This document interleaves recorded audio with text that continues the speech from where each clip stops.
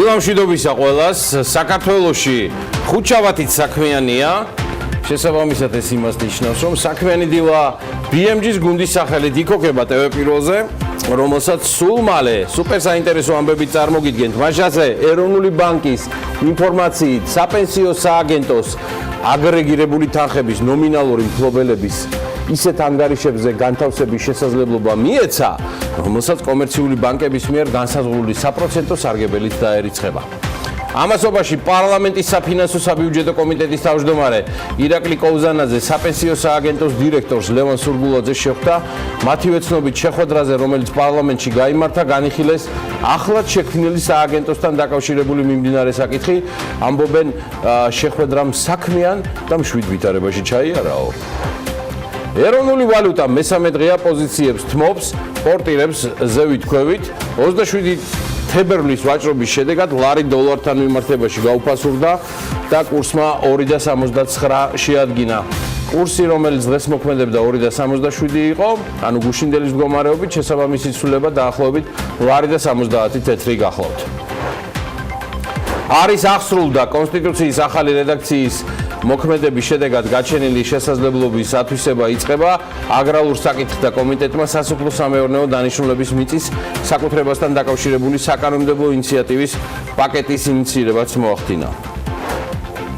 საქართველოს ეკონომიკისა და მდგრადი განვითარების სამინისტროს ინფორმაციით 2019 წლის 25 თებერვლისთვის პირველადი ტექინსპექტირება სულ 109,416-მა ავტოსატრანსპორტო საშუალებამ გაიარა, საიდანაც 61% არც მეტი არც ნაკლები დახარვეს და ვარგისი იყო მხოლოდ 53,000 ავტომობილი, ანუ საერთო რაოდენობის 39,000. 39% მემაპატიეთ.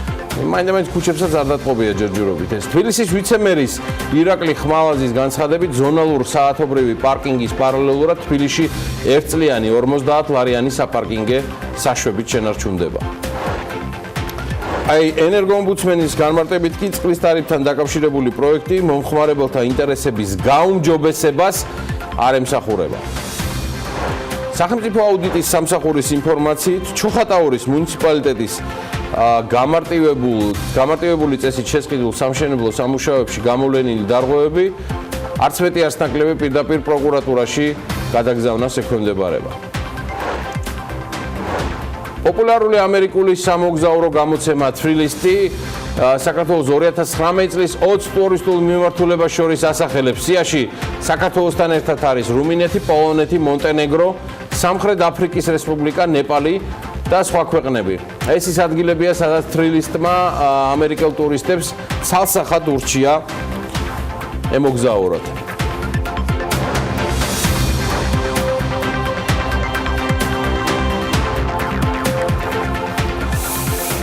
კიდევ ერთხელ დილა მშვიდობის ყველას, მე გიორგი ისაკაძე ვარ, წარმოგიდგენთ BMG-ს ერთ-ერთ სატელევიზიო პროექტს.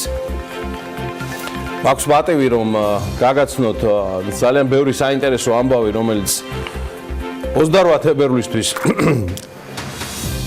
არის უკვე ასე ვთქვათ თავმოყრილი. იმედია დღეს ხეში წყალსაც ჩავაყენებთ, მაგრამ მანამდე იყო არაჩვეულებრივი ტვიტი, რომელსაც გუშინვე გამოეხმაურა როგორც ყოველთვის პირველი BMG და ამაში ვერავინ ვერ დაასწრებს ელენე კვანჭილაშვილს და თელა რაგელანტიას დუეტს.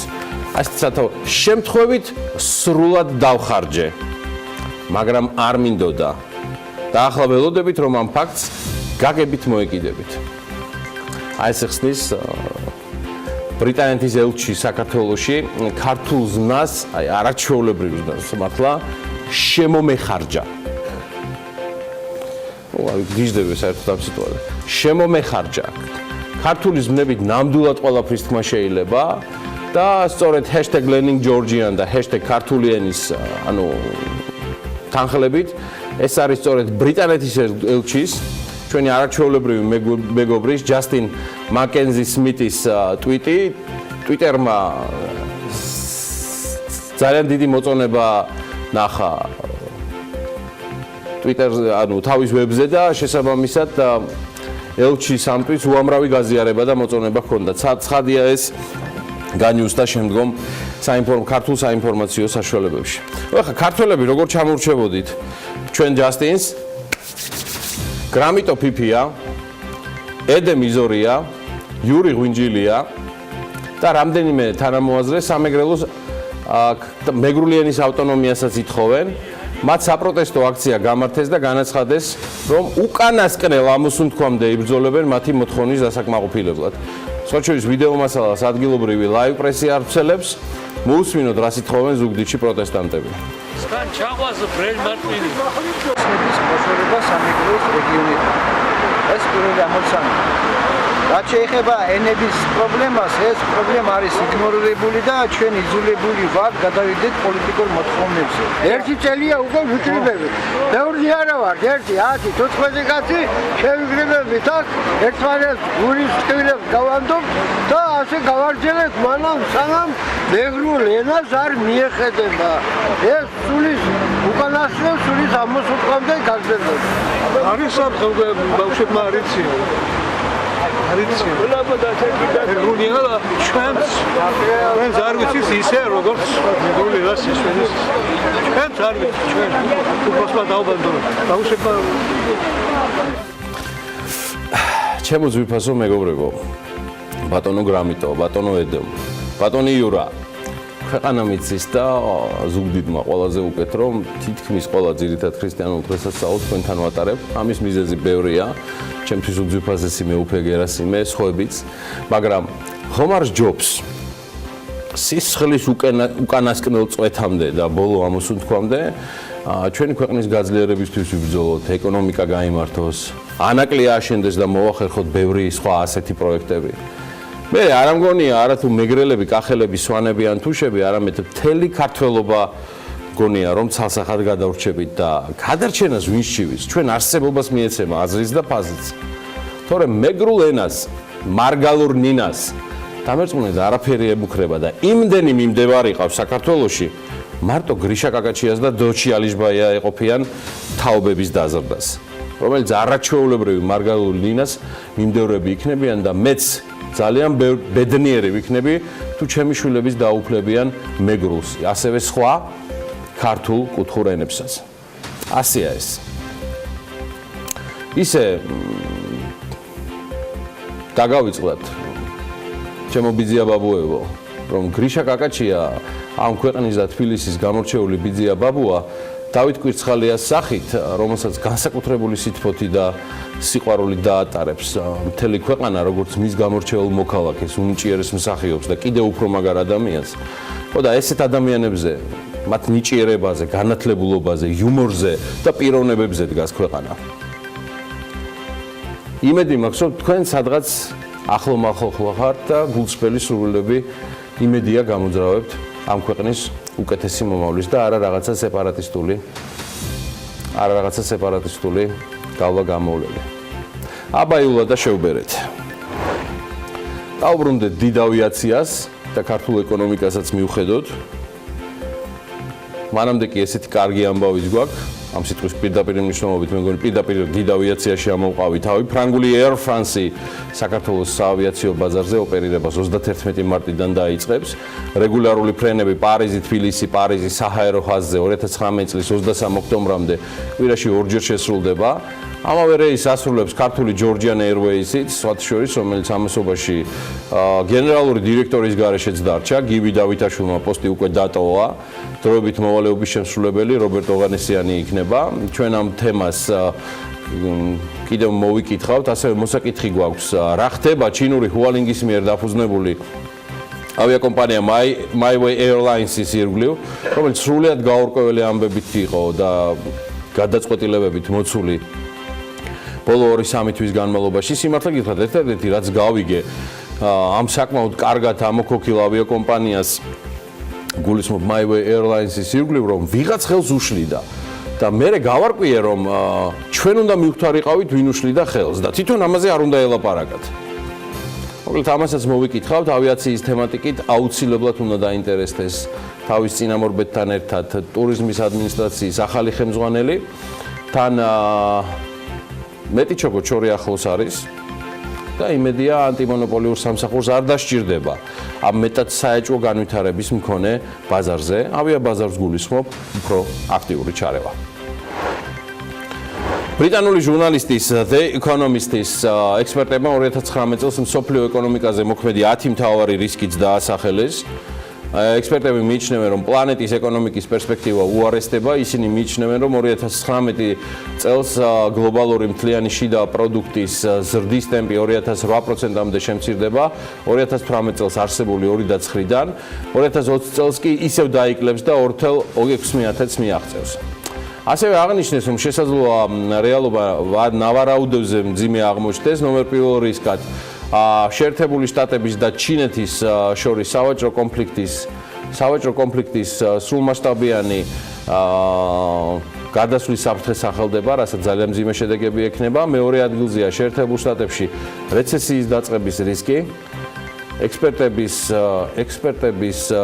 პროგნოზით 2019 წელს შეერთებული შტატების ეკონომიკის ზრდა 2.3%-მდე, 2020 წელს 1.5%-მდე დაიკლებს და ამასთან შესაძლოა კლება უფრო მასშტაბური იყოს. რისკებს შორის განვითარებად ბაზრებზე ფართომასშტაბიანი კრიზისი, რაც ბევრ ქვეყანას სერიოზულ პრობლემებს შეუქმნის. საფრთხეების ათეულშია ჩინეთის გრძელვადიანი კრიზისის დაწყება, მოწოდების დეფიციტის ფონზე ნავთობის მკვეთრი გაძვირება, სამხრეთ ჩინეთის ზღვის კუნძულებიდან დაკავშირებული დავის გამო საომარი მოქმედებების დაწყება, კიბერშეტევების შედეგად ინტერნეტისთვის დიდი ზიანის მიყენება, კორეის ნახევარკუნძულზე ომის დაწყება და ასე შემდეგ.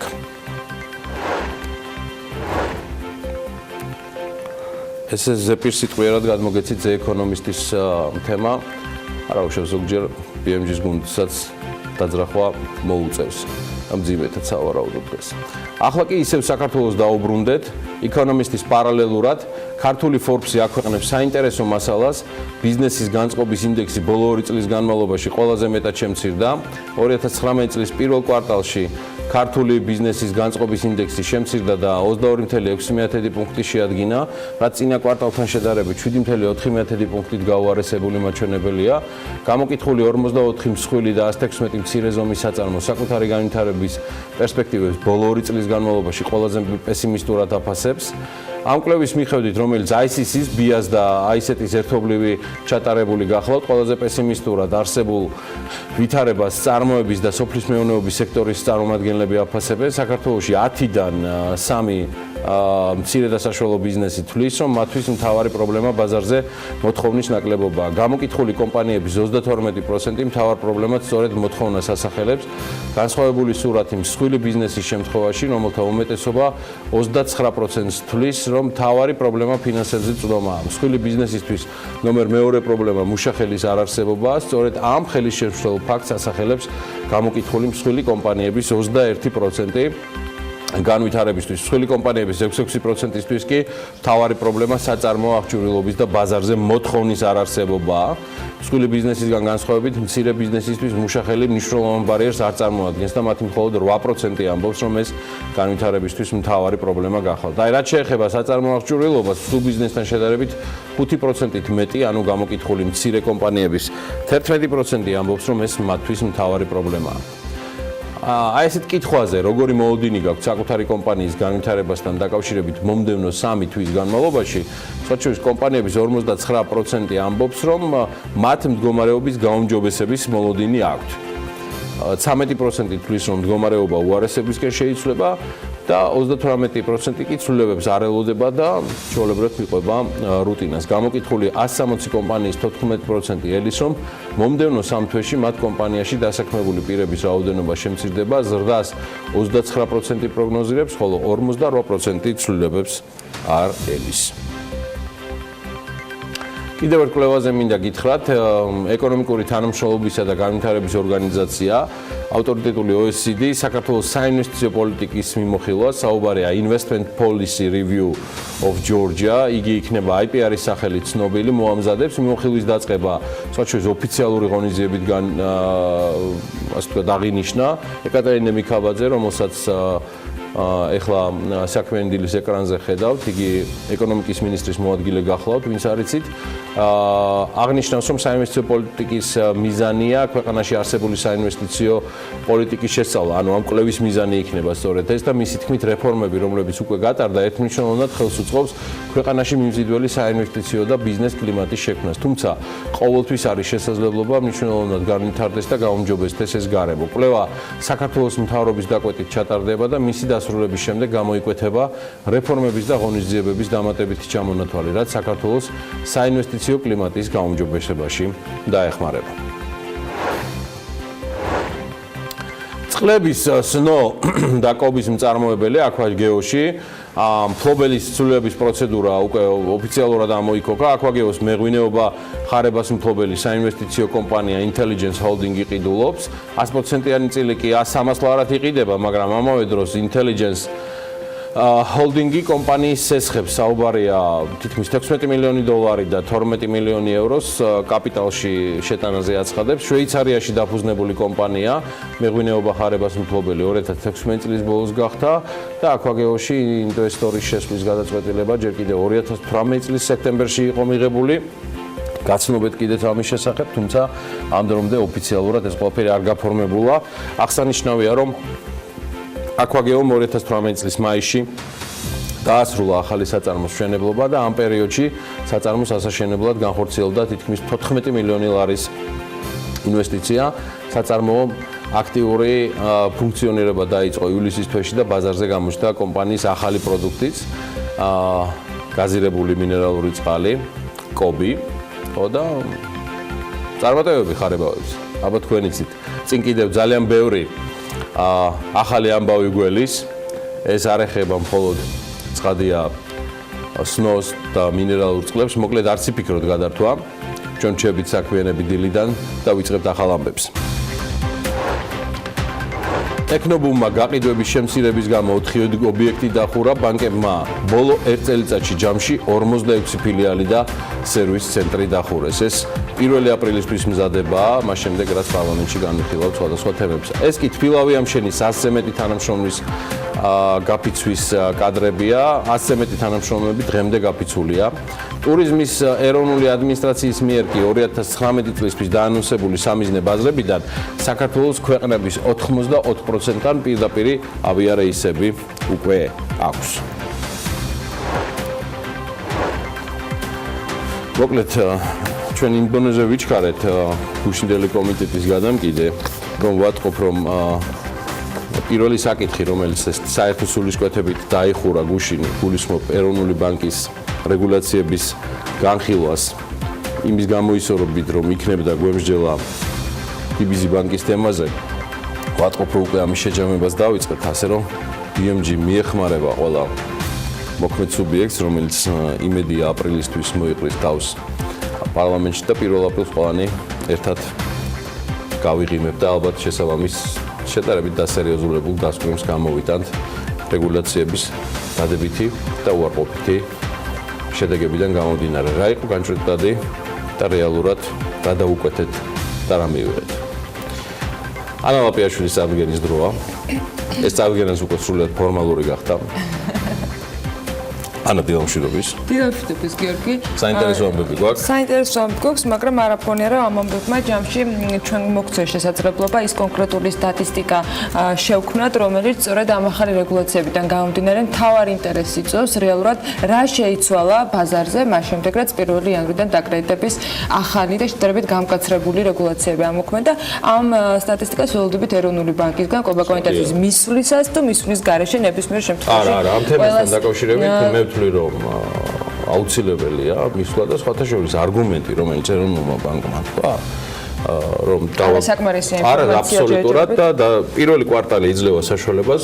ჩვენ ვხედავთ და ეს უკვე მედიის საქმეა, რომ ჟურნალისტები ან რასაც ვაკვირდებით და მედია რასაც აკვირდება, შედეგები გარკვეულწილად შეიძლება ზოგიერთი ბიზნესისთვის სავალალოც იყოს, მაგრამ ის რომ ასე ვთქვათ, ამისი სწორუპოვარი ანალიზი შესაძლებელია მხოლოდ მინიმუმ 1 კვარტლის დასვლის შემდეგ, ამაში ეროვნულ ბანკს და კობას მეთანხმების როლა. საჭირო არა მხოლოდ ეროვნული ბანკის განყოფილების სტატისტიკა, არამედ ცალკეული ბიზნესებისგანაც და ეკონომიკის სამინისტროსთვის მნიშვნელოვანი იქნება თავმოყრა ამ ყველაფრის, მათ შორის საომავლო გეგმებისათვისაც. მოკლედ, ცალკეულ შემთხვევებზე ვისაუბრებთ დღეს, იმიტომ რომ ესეც საინტერესო არის ჩვენი მაყურებლისათვის. ტექნობუმმა, როგორც გიორგი მახსენა, გაყიდვების შემცირების გამო 4 ობიექტი დახურა. BMG-ის კომპანია ტექნობუმის დამფუძნებელი ეუბნება, რომ 1 იანვრიდან ამოქმედებული საბანკო რეგულაციების გამო გაყიდვები განახევრებულია. მისი თქმით, რეგიონში განთავსებული 4 ობიექტი გაყიდვების შემცირების გამო ფუნქციონირებას უბრალოდ ვეღარ გააგრძელებს და ის აღნიშნავს, რომ 2019 წლის იანვარში გასული წლის ამავე თვესთან შედარებით გაყიდვები 50%-ით იყო შემცირებული. ამასობაში ბანკებმა ფილიალები და სერვის ცენტრები დახურეს. 1 თებერვლისათვის მომსახურების ქსელი 929 ობიექტით არის წარმოდგენილი, მაშინ როდესაც გასულ წელს მათი რიცხვი 46-ით მეტი იყო. 1 თებერვლისათვის გაცხადებული საწესდებო ფონდი იყო 1,80 მილიარდი, სააქციო კაპიტალი 5 მილიარდ 200 მილიონ ლარამდეა გაზრდილი. კრება წინა წელთან შედარებით ბაზარზე 8-დან 2 სადეპოზიტო დაწესებულება რჩება 65 მიკროსაფინანსო ორგანიზაცია, ანუ 10-ით ნაკლები ვიდრე ეს 1 წლის წინ იყო და 1000-ის სავალუტო ჯიხურია. ამ შემთხვევაში 1 წლიან შუალედში კლება 127 სავალუტო ჯიხურის ტოლია. ეროვნულმა ბანკმა კიდევ 50 მილიონის ოფციონები გამოიტანა. გუშინ იანვარ-თებერვალში სულ 200 მილიონია გამოტანილი და აქედან უკვე 150 მილიონის განთავსებულია.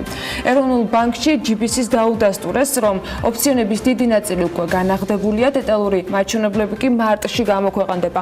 სავალუტო აუქციონის ეს ალტერნატივა ეროვნულმა ბანკმა წელს დანერგა. ახალი ინსტრუმენტით ინტერვენციის მიახლოებული მოცულობა და პერიოდი ცნობილია ბაზრისთვის და ეროვნული ბანკის ჩარევა უკვე სიურპრიზი აღარ არის. ოფციონის ვადა 1 თვე არის. ოფციონით შესყიდული 47.9 მილიონი დოლარის გარდა ეროვნულ ბანკს წელს სავალუტო ინტერვენციებით 135 მილიონი აქვს შესყიდული. ეს კი იმას ნიშნავს, რომ ბაზრიდან 180 მილიონ დოლარზე მეტია ამოღებული. და გაფიცვა, რომელზეც ვისაუბრეთ, ნაწილობრივ თბილავი ამშენის ასე მეტი თანამშრომელია გაფიცული, მინიმალური ხელფასის მატება და პრემიალური სისტემის დაბრუნება. ეს არის ის 2 ძირითადი მოთხოვნა, რასაც ისინი ადმინისტრაციას უყენებენ. თბილავი ამშენის საწარმოში დღეისთვის საშუალო ხელფასი 607 ლარია, დასაქმებულები კი მინიმალური ხელფასის 1250 ლარამდე გაზრდას ითხოვენ. ადმინისტრაციაში ამბობენ, რომ კომპანია კონტრაქტებზეა დამოკიდებული და ხელფასების გაზრდის საშუალება მათ არ აქვთ, რაც შეეხება პრემიალურ სისტემას, ამ შეთავაზებას დამსაქმებელი იღებს, თუმცა გაფიცულების თქმით, ეს მათ მოთხოვნილ მინიმალურ ზღვარსაც არ ითვალისწინებს. იმ შემთხვევაში, თუ გაფიცულების მოთხოვნა არ დაკმაყოფილდება, ისინი საწარმოო პროცესს ამბობენ, რომ არ დაუბრუნდებიან და პერმანენტულ აქციებს გააგრძელებენ. დაგეგმილია აქციები დღესაც.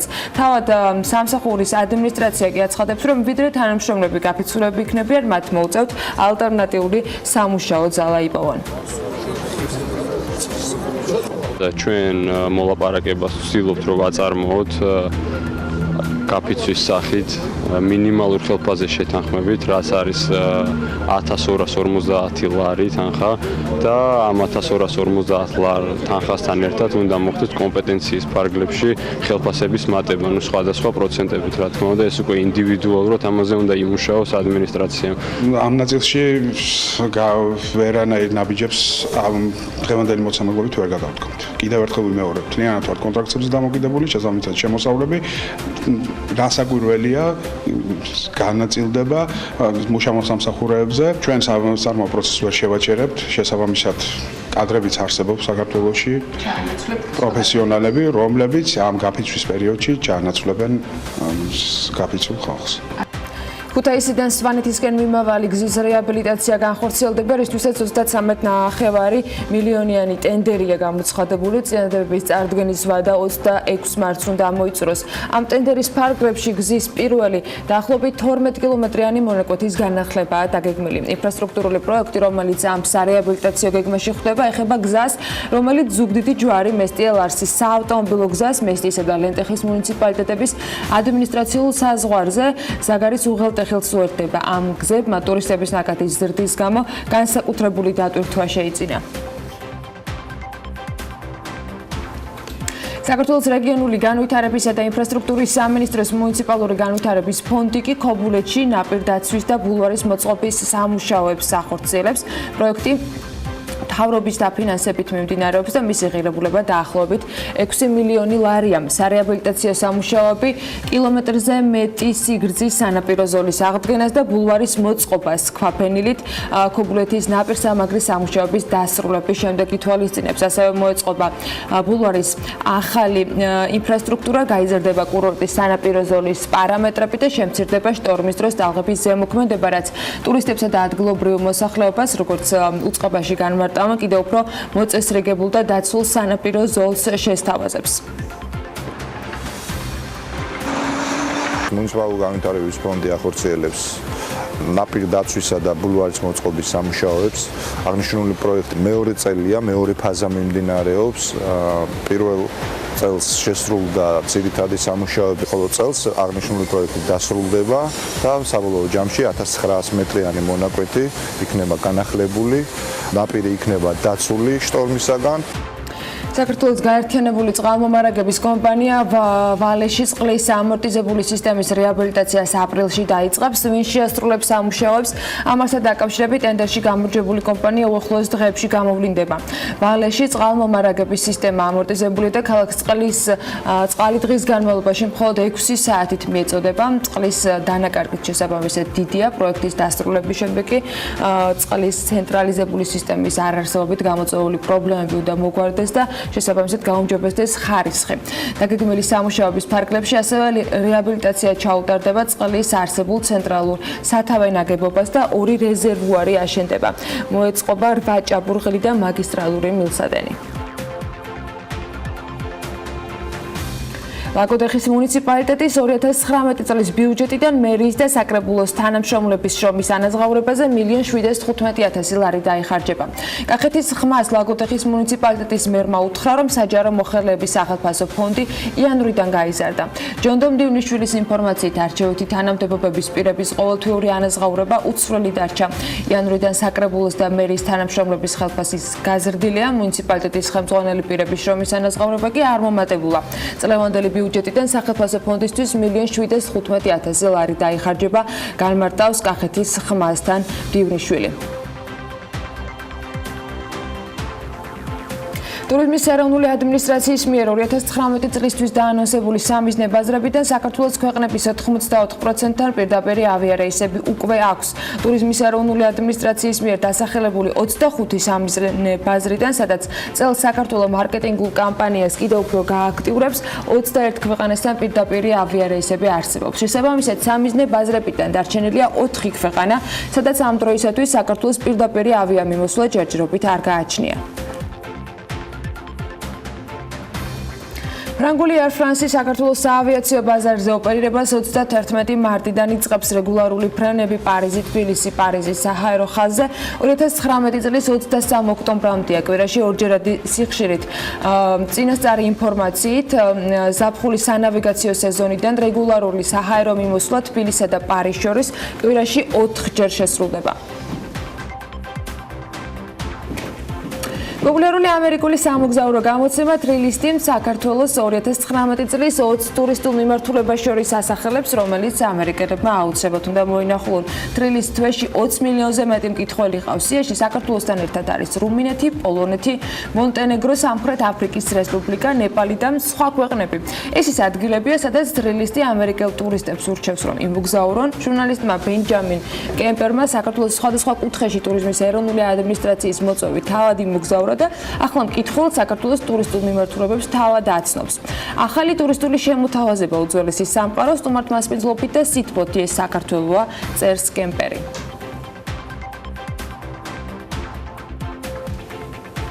2019 წლის იანვრის სტატისტიკის მიხედვით საქართველოს მოქალაქეები შენგენის ზონის ქვეყნებიდან ყველაზე ხშირად გერმანიაში მიემგზავრებოდნენ. ამის შესახებ ინფორმაცია შინაგან საქმეთა სამინისტრომ განაახლა. ბოლო მონაცემების მიხედვით გაირკვა, რომ წლის იანვარში საქართველოს მოქალაქეებს საზღვრის კვეთაზე უარი 13 ქვეყანაში ეთქვათ, ხოლო 24 ქვეყნიდან 347 მოქალაქის დეპორტაციაა განხორციელებული. დეტალები შეგვიძლია თათია ჩაფიჩაძის და ნიკა შელიას ერთობლივ გრაფიკულ სიუჟეტში ვნახოთ. იანვარში საქართველოს მოქალაქეები შენგენის ზონის ქვეყნებიდან ყველაზე ხშირად გერმანიაში გაემგზავრნენ. ამ ქვეყანაში მიმდინარე წლის იანვარში საქართველოს 7459 მოქალაქე გავიდა. 4172 გაემგზავრა იტალიაში, ხოლო 3336 პოლონეთში. რაც შეეხება ქვეყნების ტოპ 3-ს, საიდანაც იანვარში საქართველოდან ყველაზე იშვიათად გაემგზავრნენ, ასე გამოიყურება: ისლანდია 1, სლოვენია 3 და სლოვაკეთი 4 გამგზავრება. შინაგან საქმეთა სამინისტროს მიერ წარმოდგენილი სტატისტიკით საზღვრის კვეთაზე უარი საქართველოს მოქალაქეებს 13 ქვეყანაში ეთქვათ, მათ შორის იტალია ლიდერობს, სადაც საქართველოს მოქალაქეთა შესვლაზე 39 უარი დაფიქსირდა. მეორე ადგილზე 37 უარით კვიპროსი, მესამეზე კი 27-ით ესპანეთია. რაც შეეხება დეპორტაციას, ყველაზე მეტი საქართველოს 7 მოქალაქე თურქეთიდან გამოაძევეს.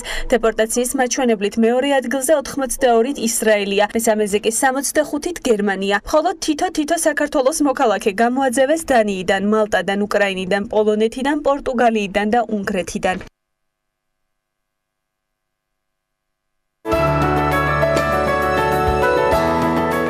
ამინდის პროგნოზის სპონსორია დეველოპერული კომპანია ორიონ ჯგუფი.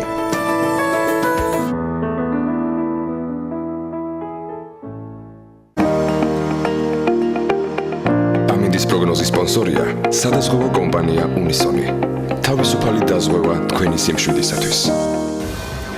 ეროვნული ეროვნული სააგენტო აღნიშნავს, რომ ამინდი საქართველოში დღეს განპირობებული იქნება შავი ზღვის ჩრდილო-დასავლეთიდან შემომავალი ცივი და ნოტიო ჰაერის მასებისა და სამხრეთიდან მოქმედი შედარებით თბილი ჰაერის მასების ურთიერთქმედებით. მოსალოდნელია დრო გამოშვებით ღრუბლიანობის მომატება. უმეტეს რაიონში იქნება ნალექი, მთაში თოვლის სახითაც. ზოგან იქროლებს ძლიერი ქარი, სოხუმში მაგალითად დღის განმავლობაში წვიმის ფონზე იქნება 6 გრადუსი, წვიმა და 6 გრადუსია მოსალოდნელი ბათუმშიც და ქობულეთშიც.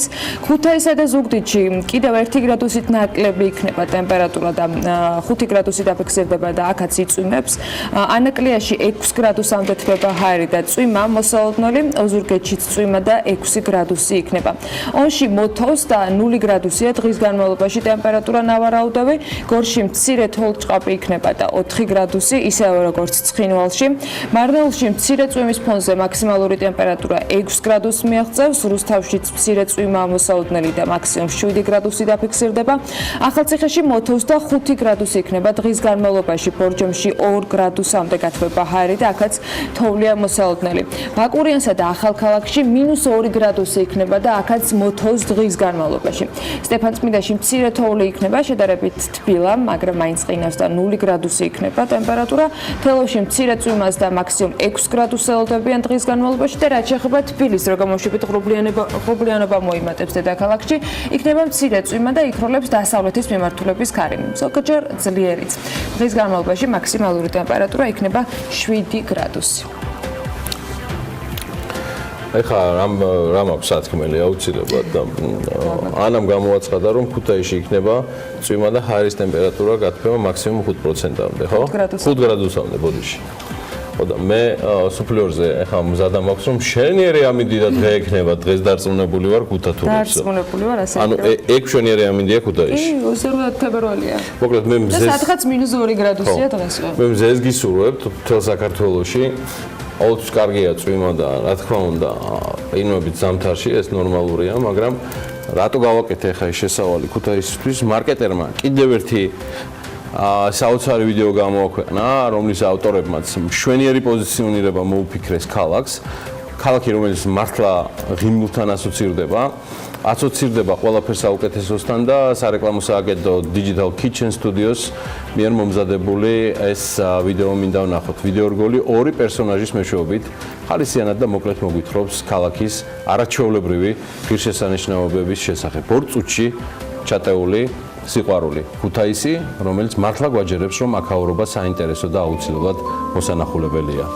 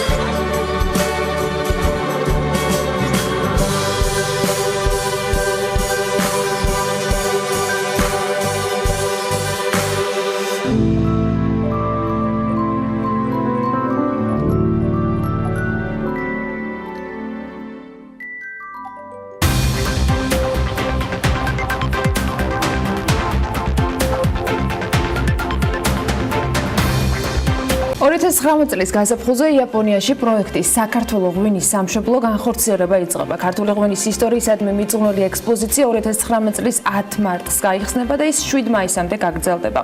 იაპონელი პარტნიორების მნიშვნელოვანი კონტრიბუცია პროექტში უახლესი ტექნოლოგიის გამოყენებით უძველესი ქართული კულტურის და ღვინის ისტორიის გაცოცხლება. ამ პროექტის ფარგლებში დაგეგმილი გამოფენა საზეიმოდ გაიხსნება და მას საქართველოს პრემიერ-მინისტრი და საქართველოს და იაპონიის მთავრობის წარმომადგენლები დაესწრებიან. უფრო მეტი ინფორმაციის გარკვევას ახლა მარიამ ადამიანოვას სტუმრებთან ერთად შეეცდება. მარიამ, დილამშვიდობის. ანა, დავამატებ ასევე ღონისძიებაზე იმასაც, რომ ექსპოზიცია აერთიანებს უნიკალურ არქეოლოგიურ ექსპონატებსა და თანამედროვე ტექნოლოგიებს, რომლის კონცეფციაც დაფუძნებულია ქართული ღვინის კულტურის უნიკალურობის წარმოჩენაზე. გამოფენის სტუმრებს შესაძლებლობა მიეცნებათ ინტერაქციის დახმარებით იმოგზაურონ უძველესი ღვინის სამშობლოში საქართველოში. პროექტის ფარგლებში ასევე არაერთი მნიშვნელოვანი ღონისძიებაა ჩანიშნული. სპეციალური ვებგვერდიც კი შეიქმნა. ეს ყველაფერი კი მნიშვნელოვანია საქართველოს როგორც ღვინის სამშობლოდ პოზიციონირების კუთხით ქვეყნის საერთაშორისო იმიჯისა და პოპულარიზაციისთვის და ხელს უწყობს ჩვენი ქვეყნის ტურისტული და საინვესტიციო პოტენციალის კიდევ უფრო გაზრდას. სწორედ ამ თემაზე სასაუბროდ მასპინძლობთ დილიდან ღვინის ეროვნული სააგენტოს თავმჯდომარის მოადგილეს დავით ტყამალაძესა და ასოციაცია ქართული ღვინოს აღმასრულებელ დირექტორს თინა კეზელს. დილამშვიდობისა.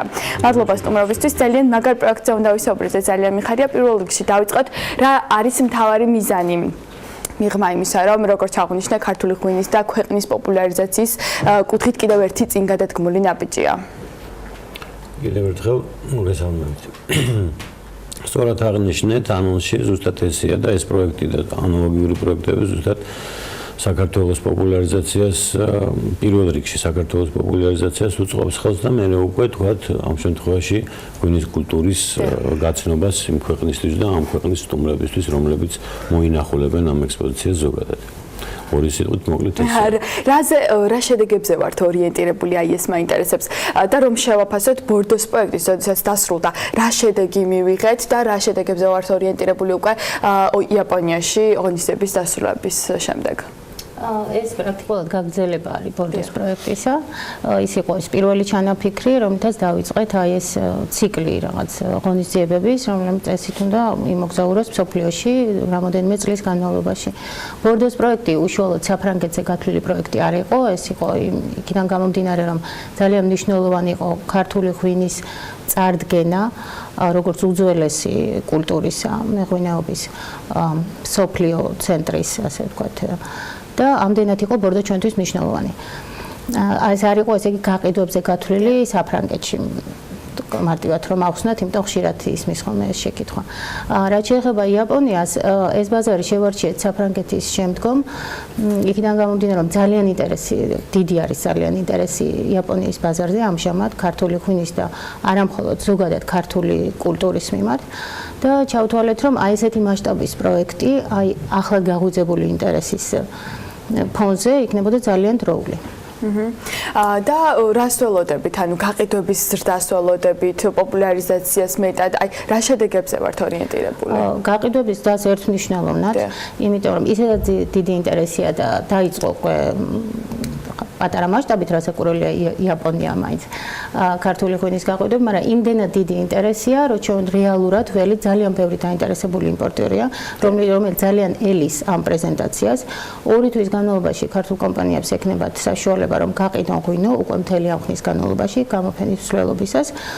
და ძალიან ბევრი ბიზნეს შეხვედრა იქნება, პირდაპირ კონტაქტზე გავლენ იმ იმპორტიორებთან, რომლებიც თქვათ აქ ჩამოყვანა გჭირდება ხოლმე, ჯგუფებად ჩამოყვავს, მაგრამ ეხლა ეს არის მათთვის კიდევ ერთი დიდი პლატფორმა იმისთვის, რომ კონკრეტულად უკვე იაპონიაში დაამყარონ ეს კონტაქტები. გარდა გამოფენა გაყიდვისა, მაინტერესებს რა აქტივობები არის ჩანიშნული ამ დროის განმავლობაში, რა დროშიც არის ჩანიშნული ეს გამოფენა იაპონიაში, ანუ რას გაეცნობა იქ მოსული დამთვალიერებელი და როგორ აპირებთ ქართული ღვინის პოპულარიზაციას ბაზარზე? ესე იგი, როგორც ბორდოში ეს პროექტი მოიცავს, ესე იგი, ერთის მხრივ არის ისტორიული ნაწილი, ეს არტეფაქტებზე დაფუძნებული სამეცნიერო კვლევის კიდევ ერთხელ ხაზგასმა, რომელიც 2017 წლის ბოლოს ესე აიტაცა მსოფლიო მედიამ საუბარი იმაზე, რომ უტყუარად საქართველოს უკვე მიიჩნია სამეცნიერო წრეებმა გადასტურებულად, რომ არის საქართველოს ღვინის სამშობლო. ამის გარდა გვაქვს მთელი რიგი ღონისძიებები, მაგალითად კულტურული პროგრამა, კულინარიული, იცით თქვენ რომ ქართული სამზარეულო ასევე უდიდესი პოპულარული საგრგობს და ამასაც უკვე პროფესიულ დონეზე ნელ-ნელა ეს დემონსტრირებას უკვე ვახდენთ მსოფლიოში. სულ ახლახან ჩატარებული ბოქს დორის და სირას მსოფლიო ჩემპიონატი და აქ გაწევრიანება ცხადყოფს ამას. აქედან გამომდინარე, როგორც ღვინო, ისე კულინარია, იქნება საინტერესო მასტერკლასები მოწვეული თქვათ ღვინის მაგისტრების შესრულებით და რამოდენიმე უშუალოდ ქართული ღვინის წარმოებლების, ქართული კომპანიების მიერ ორგანიზებული თქვათ ღონისძიებები, რომელიც ერთის მხრივ იქნება თქვათ აქცენტი ღვინოზე, მეორე მხრივ რაღაც კულტურული მომენტი იქნება და გაჯერებული არის მთლიანად აი ეს ორი თვე ზუსტად აი ესეთი ღონისძიებები. მე არ მინდა სურპრიზი მინდა დავიტოვო, შეახლე მინდა დავიტოვო შემდგომში გასაჟღერებლად და ბევრი დეტალი არ მინდა გავახმაურო ეხლა ალბათ.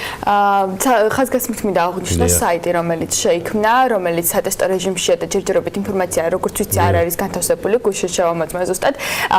რა ინფორმაციის განთავსება იგეგმება საიტზე და რას ემსახურება უშუალოდ საიტი, რომელიც როგორც ვიცი, ორ ენაზე იქნება? ეს არის ჩვენი პარტნიორების მიერ, Sony Music Communication-ის მიერ გაკეთებული ვებგვერდი, სადაც რომელზეც განთავსდება ყველა ეს ინფორმაცია ამ პროექტთან დაკავშირებით. და რაც თავად ტექნიკურად თქვათ იაპონიაში ვიზიტორი ამ გვერდის და მსურველი გამოფენაზე მოხვედრის გაეცნობა კალენდარს და შესაბამის თქვათ იქ ღონისძიებებზე იყიდის თქვათ დასაცრებ ბილეთებს შეუკვეთავს ღვინოს და ასე შემდეგ და ასე შემდეგ. საიტი სრულფასოვნად ალბათ 2 დღეში გაეშვება. და უკვე ჩვენც შეგვიძლია ისე როგორც დანარჩენ მსოფლიოს ნახოთ ყველა დეტალი ამ გამოფენის და ამ პროექტის შესახებ. კიდევ ერთ პროექტზე მინდა ვისაუბრო, რამდენად გაქვთ ინფორმაცია, როგორც ვიცი, უშუალოდ ამ გამოფენაზე ტურიზმის ეროვნული ადმინისტრაცია ახალ პროექტის პრეზენტაციას წარადგენს ღვინის გზა, ასე ქვია. რას გულისხმობს ეს პროექტი? ხალხთან თინათ ჩაერთოს მინდა, იმიტომ რომ ნაწილობრივ ასოციაციის 8 წლიც არის რამოდენიმე წლის წინ ამ პროექტის გაშვების და ინიციატივის ზოგადად საქართველოში ძალიან საინტერესო პროექტი. უბრალოდ ეს არ არის თქვენ გააჟღერეთ რომ სიახლე. ეს შეიძლება იაპონური საზოგადოებისთვის იყოს მნიშვნელოვანი, იმიტომ რომ ზუსტი კონკრეტული თქვათ პაკეტებით ჩადიან, გულისხმობ ტურისტულ პაკეტებს, ტურისტულ შეთავაზებებს ტურისტებისთვის, იაპონელებისთვის და შესაბამისად შეთავაზებენ კონკრეტულ უკვე ამ კონტექსტში ღვინის საქართველოს ღვინის გზა ამ კონტექსტში შეთავაზებულ თქვათ პროექტს.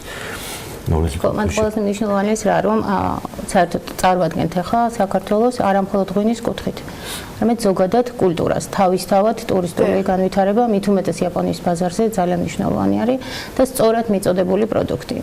ძალიან ბევრი შემთხვევა რომ თუნდაც იაპონელი ტურისტები ჩამოდიან და აქედან მიაქვთ არა ყოველთვის სწორი ინფორმაცია არ აქვს. რასთან დაკავშირებით თუ შეგიძლიათ რომ დააზუსტოთ? მაგალითად, როდესაც არ არის ზუსტად მონიშნული მარშრუტები, შეიძლება მოხდნენ რაღაც ისეთ ადგილას, სადაც ინფორმაცია სამწუხაროდ ვერ აწვდიან დაზუსტებით.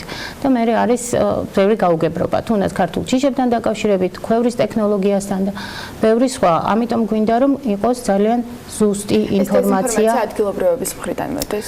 რასაკვირველია ხარ, როცა ეს არაპროფესიულად ხდება, თან ეს ძალიან ქართული ჩვევა არის, რომ მით უმეტეს როცა ღვინოს ეხება, ყველა მიცის ყველაზე უკეთ რომელია კარგი ღვინო რა უნდა მოყოს.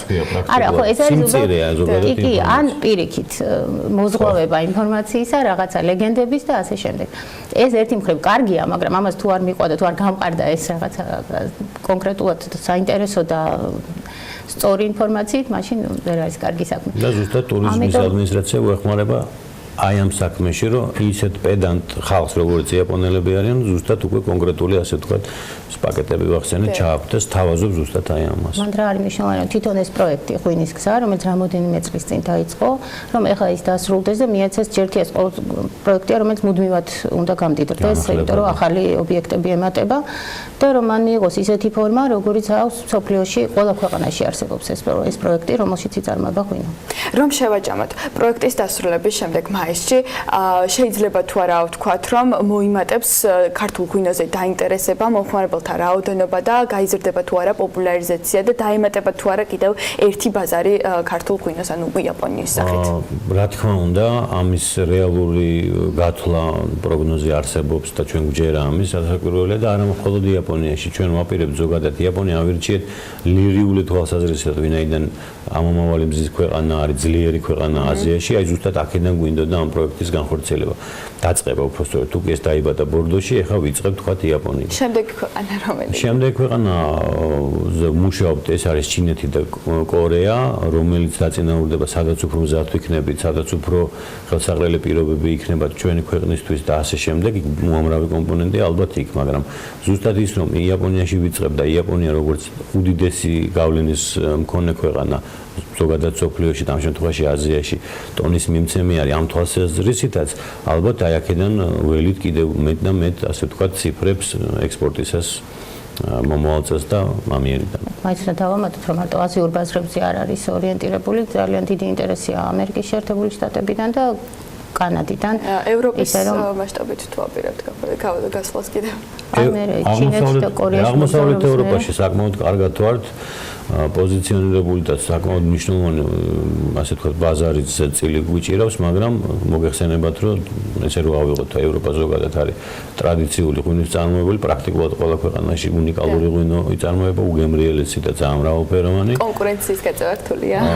უსაზღვროდ რთულია, მაგრამ ჩვენ გვაქვს ჩვენი უნიკალური ნიშა, ჩვენი ტრადიციები, თუნდაც ქვევრის ღვინო, თუნდაც ის აღიარება, რაც კიდევ ერთხელ მარკეტინგული თვალსაზრისითაც უპირატეს პოზიციაში გვაყენებს და ჩვენ მუშაობთ და ვაგრძელებთ ამ მარკეტინგულ ღონისძიებებს. მადლობა, საინტერესო საუბრისთვის. დავით ტყემალძე, ღვინის ეროვნული სააგენტოს თავმჯდომარის მოადგილე და თინა კეზელი ასოციაცია ქართული ღვინოს აღმასრულებელი დირექტორი იყვნენ ჩვენთან ერთად და საუბრობდით იაპონიაში დაგეგმილ გამოფენაზე, რომელიც 10 მარტს გაიხსნება და 7 მაისამდე გაგრძელდება და ეს ყველაფერი ემსახურება ქართული ღვინის და ქვეყნის პოპულარიზაციას მსოფლიოს მასშტაბით. წარმატებას უსურვებ ყველა იმ ღვინოს, რომელიც ამ გამოფენაში და არ მხოლოდ ამ გამოფენაში იღებს მონაწილეობას, წარმატებას ამ გისურვებს თქვენს, როგორც ამ გამოფენის ორგანიზატორებს, საინტერესო სიახლეებს ველოდებით იაპონიიდან და დარწმუნებულად ჩვენი მაყურებელი და ჩვენი ვებგვერდის BMG-ის მკითხველი მუდმივად იქნება განახლებული ინფორმაციებით მომარაგებული. მცირე სარეკლამო პაუზა გველოდება და ის რაც უკვე არის BMG-ზე და ის რასაც წაიკითხავდით, მაგრამ საქმიანობის მაყურებელთვის განსაკუთრებულად არის მომზადებული, რამდენიმე წუთში გიბრუნდებით სწორედ ამ თემებით.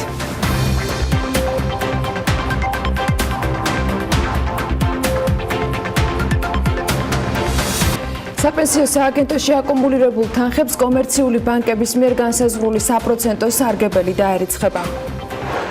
სასოფლო-სამეურნეო მიწების საკუთრების შესახებ კანონი აგრარულმა კომიტეტმა პარლამენტში განსახილველად წარადგინა. დუბაის სუპერმარკეტების ქსელი ასვაქი ქსელში ქართული პროდუქციის შეტანას გეგმავს. ბიზნესი ახლები დავბრუნდით საქმიანი დილის ეთერში. საქართველოს ეროვნული ბანკის ინფორმაციით საპენსიო სააგენტოს მიეცა აგრეგირებული თანხების ნომინალური მფლობელობის ისეთ ანგარიშებზე განთავსების შესაძლებლობა, რომელსაც კომერციული ბანკების მიერ განსაზღვრული საპროცენტო სარგებელი დაერიცხება. ეროვნული ბანკი განცხადებაში აღნიშნავს, რომ საინვესტიციო საბჭოს დაკომპლექტებამდე ბანკის თანხმობის საფუძველზე სააგენტოს აქვს თანხების ნომინალური მფლობელობის ისეთ ანგარიშებზე განთავსების შესაძლებლობა, რომელსაც კომერციული ბანკების მიერ განსაზღვრული საპროცენტო განაკვეთი დაემატება, რაც შეეხება სახელმწიფო ხაზინაში საპენსიო სააგენტოს ანგარიშზე განთავსებულ თანხებს, ბანკის შეთავაზებით საპენსიო სააგენტოს შეუძლია ყოველდღიურად აღნიშნული თანხების საქართველოს ეროვნულ ბანკში გახსნილ საპენსიო სააგენტოს ანგარიშებზე გადატანა მოახდინოს, რასაც მონეტარული პოლიტიკის განაკვეთის ოდენობის საპროცენტო სარგებელი დაერიცხება, აღნიშნავს ეროვნული ბანკი მათ მიერვე გამოქვეყნებულ გუშინდელ განცხადებაში. სასოფლო-სამეურნეო დანიშნულების მიწის საკუთრების შესახებ საქართველოს ორგანული კანონის პროექტის თანახმად, რომელიც პარლამენტის აგრარულ საკითხთა კომიტეტმა შეიმუშავა, საქართველოში რეგისტრირებულმა იურიდიულმა პირმა, რომლის დომინანტი პარტნიორი არის უცხოელი, უნდა წარადგინოს საინვესტიციო გეგმა და მისი შეუსრულებლობის შემთხვევაში 1 წელიწადში მიწა უნდა გაასხვისოს. დოკუმენტის მიხედვით უცხოელი ვალდებულია სასოფლო-სამეურნეო დანიშნულების მიწა გამოიყენოს ამავე დანიშნულებით ან 3 წლის ვადაში გაყიდოს.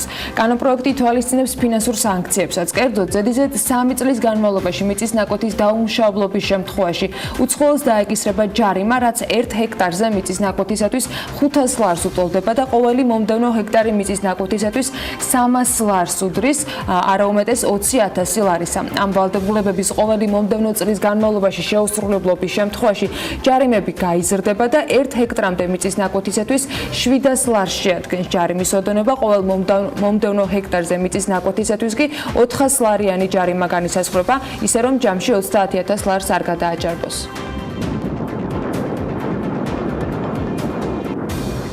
არასასოფლო სამეურნეო დანიშნულების მიწის საკუთრების შესახებ კანონპროექტი კიდევ ითვალისწინებს ჯარიმებს ფინანსური ინსტიტუტებისთვისაც, რომლის დომინანტი პარტნიორი უცხოელი საზღვარგარეთ რეგისტრირებული იურიდიული პირი იქნება.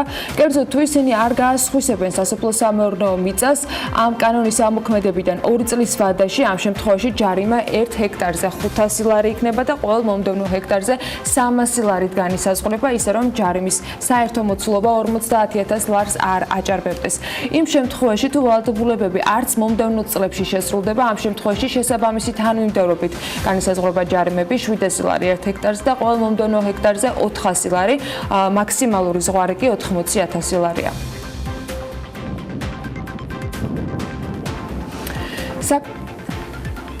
საქართველოს მთავრობა ოკუპირებულ აფხაზეთს რუსეთიდან ელექტროენერგიას ერთჯერადად მიეწვდის. ეკონომიკის სამინისტროს ინფორმაციით ენგურხესის გადატვირთვის თავიდან ასაცილებლად და ოპტიმალური ბალანსის შესანარჩუნებლად საქართველოს ენერგოსექტორის კომერციულ ოპერატორს და კომპანია ინტერაოს შორის მოკლევადიანი კონტრაქტი გაფორმდა, რომლის მიხედვითაც ოკუპირებულ აფხაზეთს დეფიციტის დასაფარად 2019 წლის მარტში ერთჯერადად 45 მილიონი კილოვატ-საათი ელექტროენერგია მიეწოდება, რაც ოკუპირებული აფხაზეთის მიერ ელექტროენერგიის წრიული მოხმარების 20% შეადგენს. რეგიონი ელექტროენერგიას ელექტროგადამცემი ხაზის სალხინოს მეშვეობით მიიღებს, რომელიც საქართველოს ენერგეტიკული სისტემის შემადგენელი ნაწილია. ინტერაო რუსული ენერგოკომპანია, რომელმაც თელასის აქციათა 75% შეიძინა წლების წინ.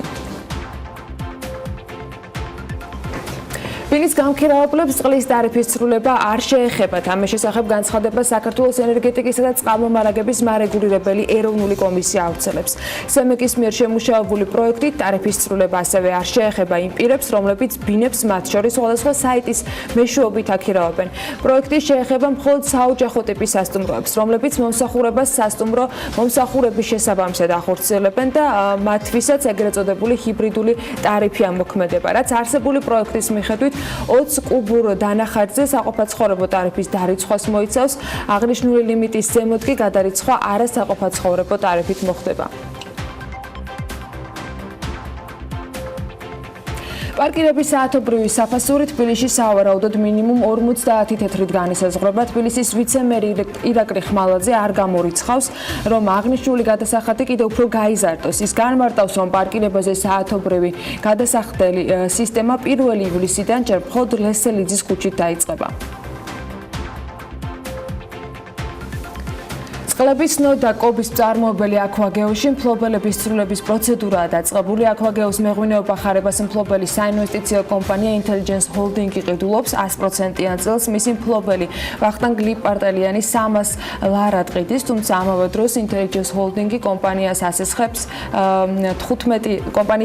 15 მილიონ 887,200 ამერიკული დოლარის და თითქმის 12 მილიონი ევროს მის კაპიტალში შეტანას გეგმავს. შვეიცარიაში დაფუძნებული კომპანია მეღვინეობა ხარებას მფლობელი 2016 წლის ბოლოს გახდა. აქვაჯეოში ინვესტორის შესulis გადაწყვეტილება 2018 წლის სექტემბერშია მიღებული და ამ დრომდე ეს ოფიციალურად გაფორმებული არ არის.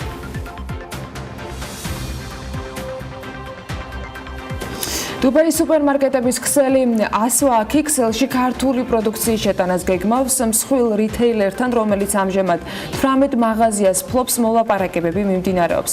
ქართული პროდუქციით ასვააქის საერთაშორისო გამოფენა გალფუდ 2019-ზე დაინტერესდა. პროდუქციამ დიდი დაინტერესება დაიმსახურა შუა აღმოსავლეთის ქვეყნების, არაბთა გაერთიანებული საემიროების, საუდის არაბეთის, ინდოეთის და ჩრდილოეთ აფრიკის რამდენიმე ქვეყნის კომპანიიდან.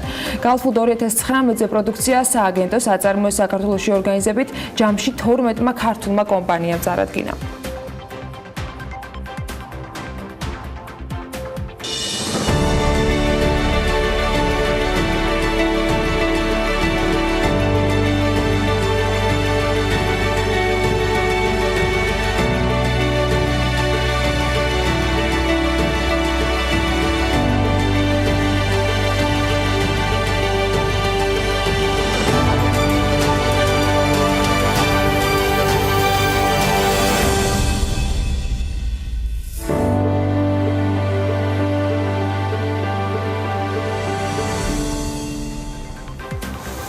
დღეს თავისებურად გამორჩეული საქმიანების ამბავია, ну, თავისებურად გამორჩეულია, იუბილე ახლოვდება საქმიანების. არა, დადგა უკვე 1 მარტს იყო ამბავი, მაგრამ დადგა. მაგრამ 28 ფევრალია. შარშან 27-ში გავიდა პირველი. არა, მანდა გამარჯობა. გამარჯობა. ახალ წელს გავიდა შარშან პირველი საქმიანები, ჩვენი ახალი წელი 1 მარტია. ბატონო. მოკლედ, ეს ამბავი ყოველ ხუთშაბათს იცვლება არაჩვეულებრივი მრავალფეროვნებით, იმიტომ რომ ისტორიები და ნარატივის ხელოვნება, რომელიც მანასგან მომდინარეობს, სრულად განსხვავებულია. ეხლა არ ვიცი, რამდენი ისტორია გაგახსენდებათ თქვენს გარშემო, თქვენი ახლობლების, მეგობრების, ან უბრალოდ ნაცნობების, რომლებმაც, აი ვიცი, წლების განმავლობაში აგროვეს თანხები იმისთვის, რომ აი საკუთარი ჭერი ჰქონოდათ. და ერთ დღეს, ვიცი, კრიზისის რომელიც თავისთავად ობიექტური და სუბიექტური მიზეზებით არის გამოწვეული, ეს სიმწრით ნაგროვები თანხები ნაყიდი ბინებით, კიდევ წყლობით ვერ მიიღეს, ან საკუთარი სახლის გასაღები ამ დრომდე არ ჩაბარებიათ, ეს ცნობილი ქართული ისტორია, ხო? კი, ცალსახად. და დარწმუნებული ვარ, ასეთი ისტორიები მოკლედ ყოველთვის ნაცნობია და ბევრისთვისაც მტკივნეული თემაა. ბიზნესში ყველაფერი ხდება. ბიზნესი თავისთავად რისკია, დაზღვეული არავინ და არაფერია, თუმცა არსებობენ ბიზნესები, რომლებიც ერთის შეხედვით სრულად გამოუვალი მდგომარეობიდან პოულობენ გამოსავალს და სათავეს ძალიან კარგ და როსტოვარია საქმეს უდებენ.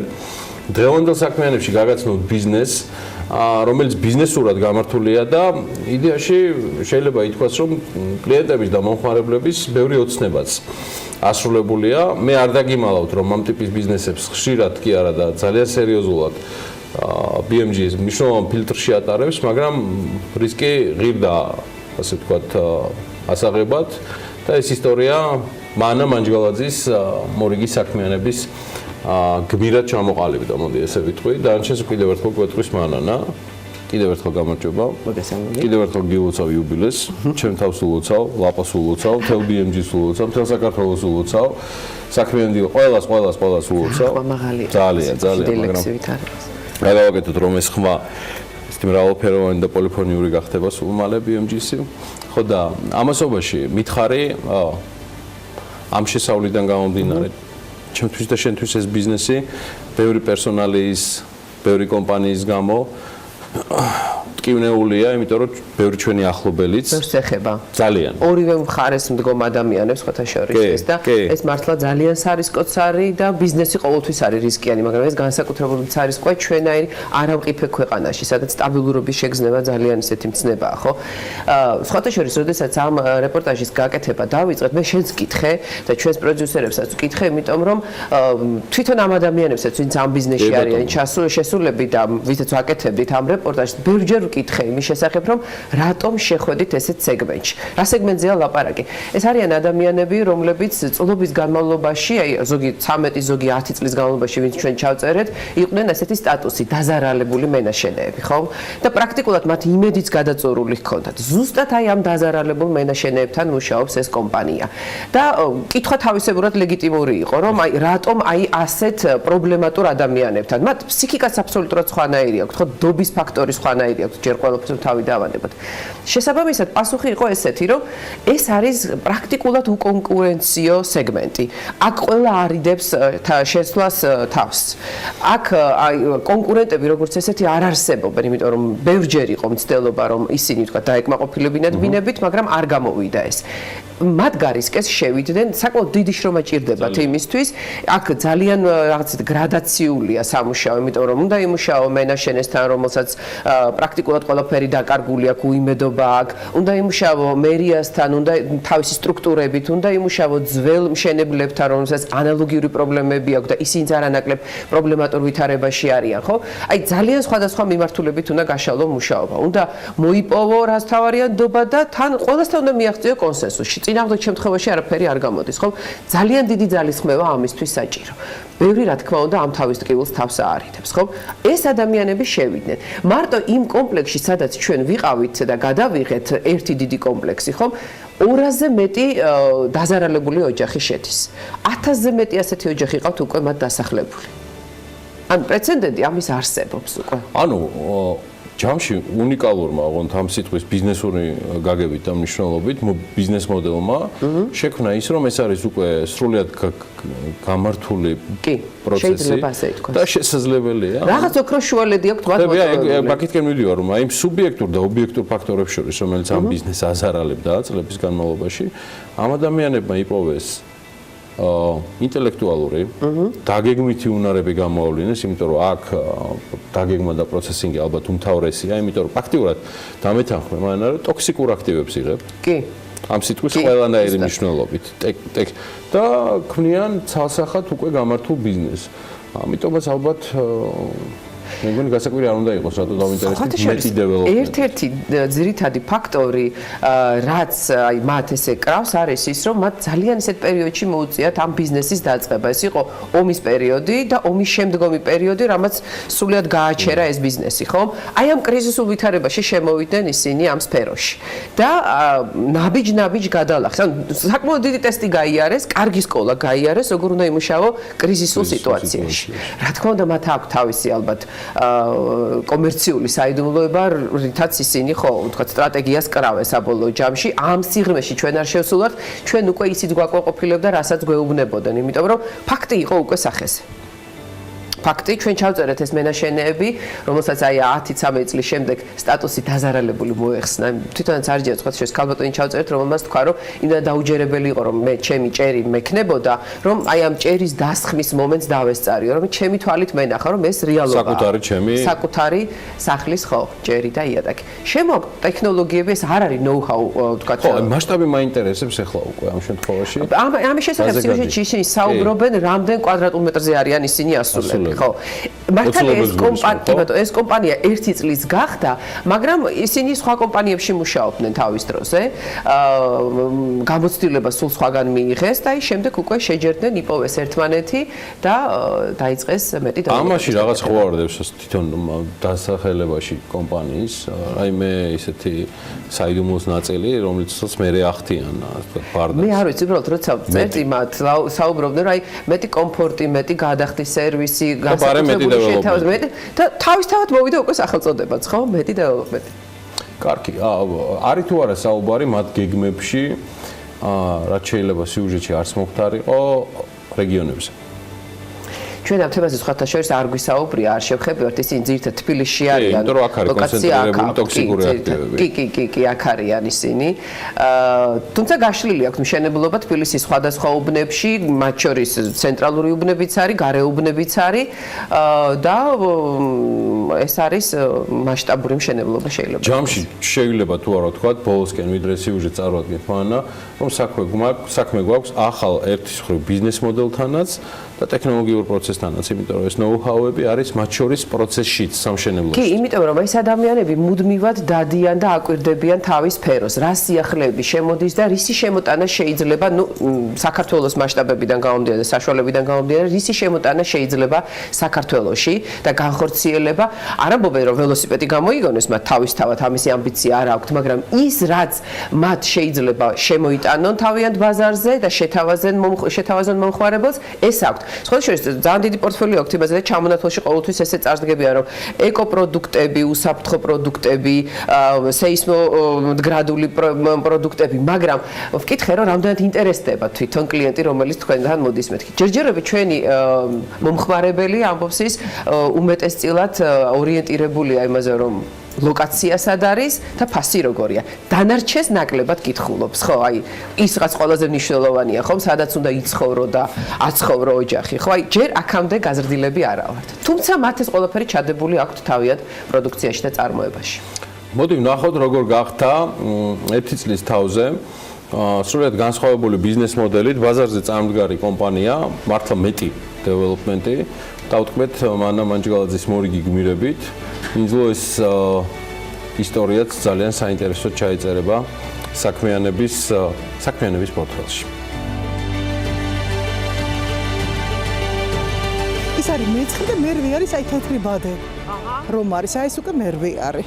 თბილისი კრწანისი ეკოსიტი აბლოკი მერვე სართულეს მისი ახალი მისამართია ჯერ მხოლოდ ქვემოდან უყურებს საკუთარ ბინას 10 წლის წინ ეგონა რომ ახალ სახლში დღე-დღეზე შევიდოდა 10 წლის განმავლობაში დაზარალებულის პრობლემატური სტატუსით დადიოდა და მხოლოდ ახლა რამდენიმე კვირის წინ ახლა საკუთარი სახლის ჭერი ისინი დაუჯერებლად ეჩვენებოდა რომ ამ პროცესს დაესწრო კიდეც პრობლემატურებიდან მენაშენეთა სტატუსი იმედიც და ბინაც მას კომპანია მეტი დეველოპერმა დაუბრუნა გაჩნდა ძალიან დიდი იმედი და უკვე ვფიქრობ იმაზე როგორ მოვაწყობ ბინას როგორ იქნება ჩემი პირველი დღე რომელსაც მე საკუთარი ჭერქვეშ გავატარებ კომპანიის წარმომადგენლები გვეუბნებოდნენ რომ აი ეს გაკეთდება ჩვენ ხედავდით ამას საკუთარი თვალით ეს იყო ყველაზე დიდი მტკიცებულება იმისი რომ სიტყვა საქმეთ იქცეოდა იგივე გზა გაიარა იური კოვინკომ მისი პრობლემები 13 წლის წინ დაიწყო თავიდან პრობლემა გადაბარებულ კომპანიას ისიც ეჩვის თვალით უყურებდა როცა სიტყვები საქმეთ იქცა მიტოვებულ საძირკველზე კი კედლები დაინახა მიხვდა რომ მისი უსამყარობის პრობლემა დამთავრდა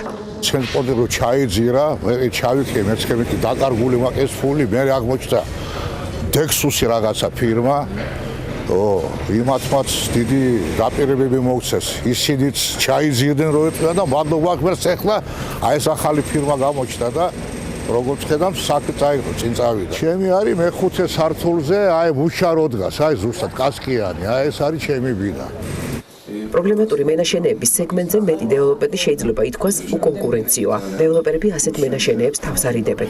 მეტი დეველოპერი კი სწორედ მათთან მუშაობს. მარტო ერთ მშენებარე კომპლექსში 200-ზე მეტი დაზარალებული ოჯახი შესახლდება. კომპანიაში ამბობენ, რომ ეს მათი პირადი დამოკიდებულება და განსაკუთრებული სტრატეგია. მოიპოვა მათი ნდობა ადვილი არ არის.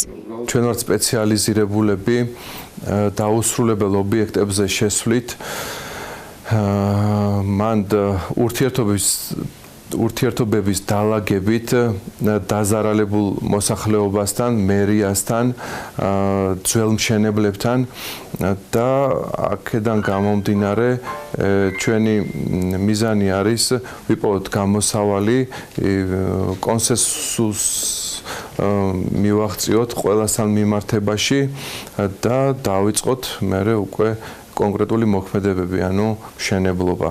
კომპანია მეტი დეველოპერი 1 წლის გახდა, თუმცა ორივე დამფუძნებელი უკვე წლებია ამ სფეროშია. ციფრებსა და კვადრატულ მეტრებში კი ეს ასე გამოიყურება. მხოლოდ მეტი დეველოპმენტი ეხლა ახორციელებს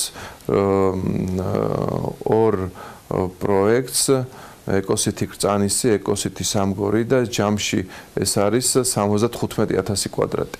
თლიანად ჯამში გვექნება ახლობით 300,000 კვადრატამდე. აიო, გამარჯობა, მეტი დეველოპმენტი გისმენთ.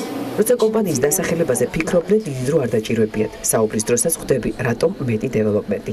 ორიენტირებულები ვართ, შევქნათ მეტი კომფორტი, მეტი სერვისი ჩვენი მოსახლეობისთვის, მეტი კარგი გადახდისპირება, მეტი ეკოლოგია.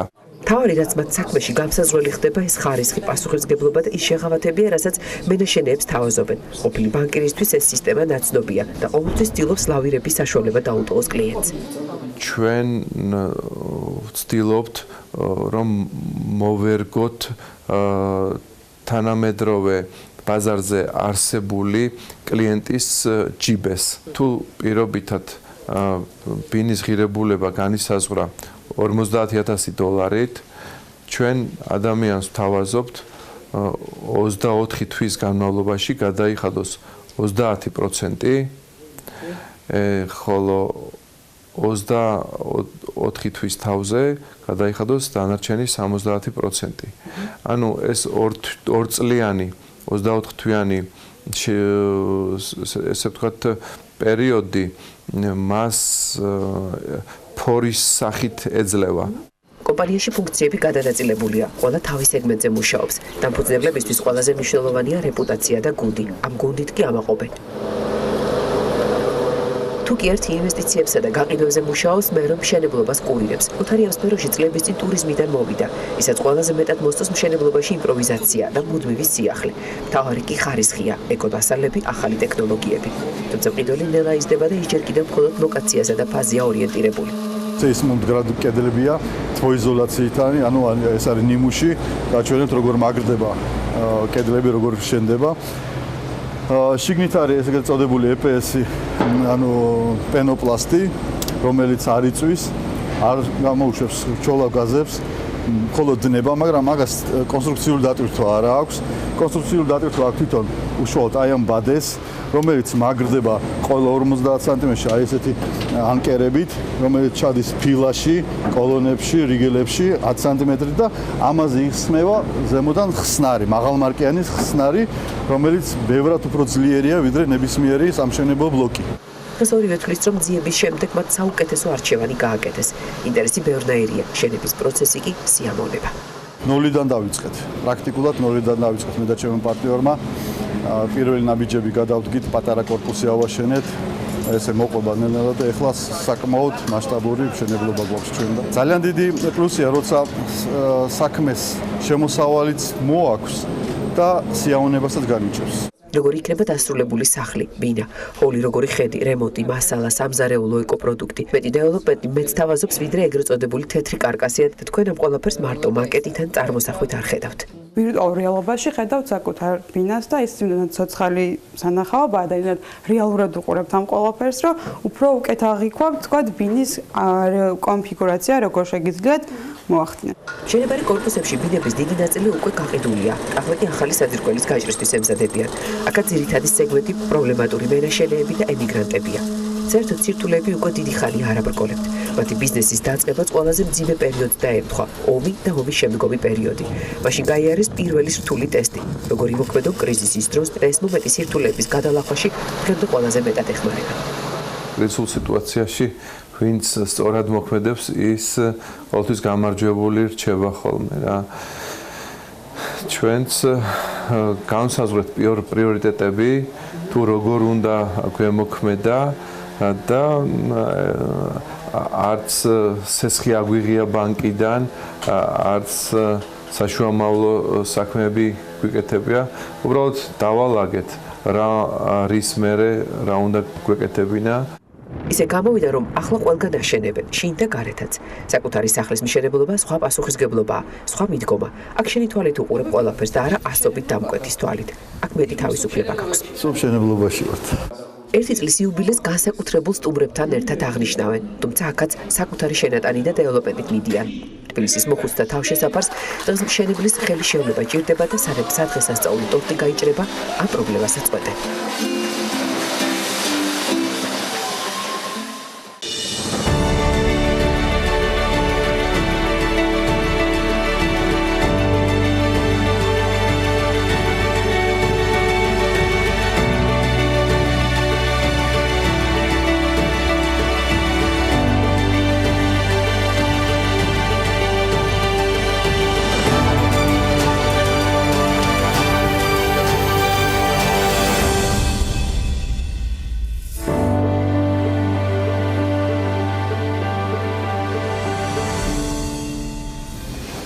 საქართველოში სამუშაო ძალის კლების ტენდენცია ეს არ არის მხოლოდ შეგრძნებებზე ან ჩვენს ინდივიდუალურ გარემოზე დაკვირვებით ნათქვამი ფრაზა, კონკრეტული ანალიზი და გამოთვლა რის საფუძველზეც ამ შედეგს გაცნობს საზოგადოება და ბანკებმა ითავეს და კვლევა სახელით ადამიანური კაპიტალის როლი ქვეყნის ეკონომიკის განვითარებაში გაასაჯაროვეს.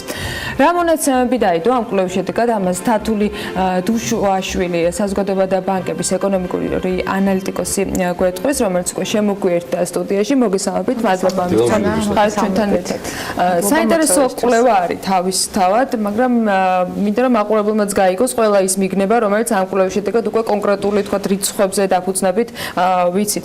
რა შეამცირა ადამიანური კაპიტალი, რომელიც თავშევახსენე, რა მონაცემებზე დაყრდნობით დათვალეთ ის პირველ რიგში და რა ტენდენცია გამოიკვეთა, რა ამცირებს და რა გვაძლევს იმ შედეგს, რომელიც დღეს გვაქვს. ბატონო, დავიწყოთ ჯერ იმით, რომ ზოგადად ქვეყანაში მოსახლეობის რაოდენობა შემცირებული გვაქვს, კი ბატონო, ადამიანები შემცირდნენ. კი ბატონო, და გარდა იმისა, რომ ადამიანები მცირდებიან ქვეყანაში, აი ამ ადამიანების წილში, ზოგადად მოსახლეობის წილში, მცირდება სამუშაო ძალის წილით.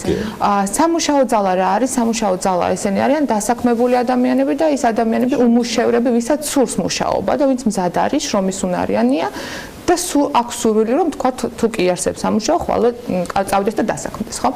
აი ეს ადამიანები სამუშაო ძალა რაც არის ქვეყნისთვის მნიშვნელოვანი, ეს ნაწილი არის შემცრეული და სადღაც ბოლო 3 წელია უკვე კლების ტენდენცია გვაქვს. რატომ არის მნიშვნელოვანი ზოგადად ადამიანური რესურსი ქვეყნისთვის? 4 კომპონენტის შორის, ეს არის ადამიანური კაპიტალი, მიწა, ეს არის ფიზიკური კაპიტალი და ასე ვთქვათ, უნარი რომ ახალი იდეები გქონდეს.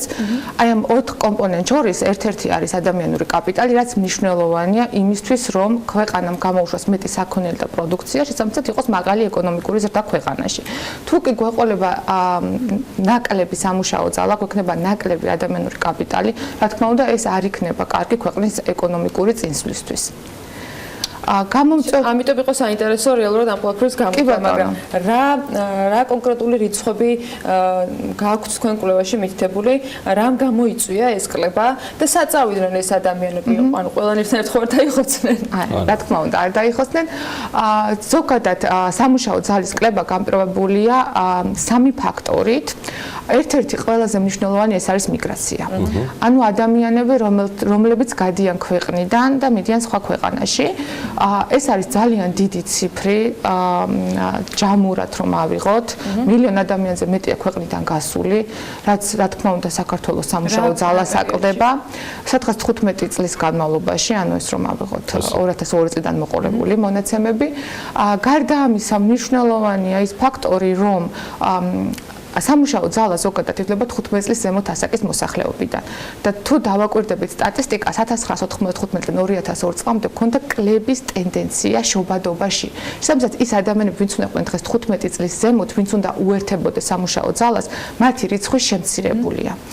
და ამას ემატება კიდევ ერთი ძალიან მნიშვნელოვანი ფაქტორი, რაც ძალიან მნიშვნელოვანი ქვეყნისთვის და ძალიან დიდი გამოწვევა, ეს არის სამუშაო ძალასთან ერთად, ასე ვთქვათ, მოსახლეობის დაბერება. ანუ მთლიან მოსახლეობაში 14.6% არის 65 წლის და ზემოთ ასაკის მოსახლეობა.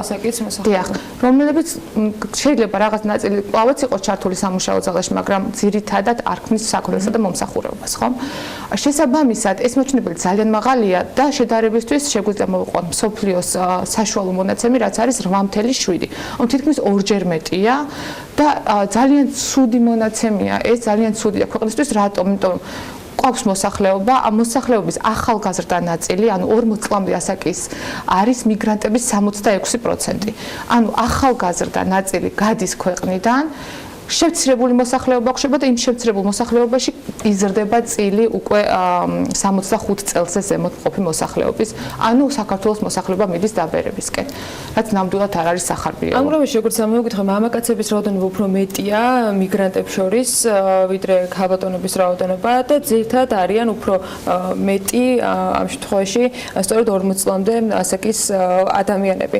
ყოველწლიური ტენდენცია თუ გაქვთ დაახლოებით გამოთვლილი, როგორ მიმდინარეობს მიგრაციის ზრდა ანკლება? კი ბატონო.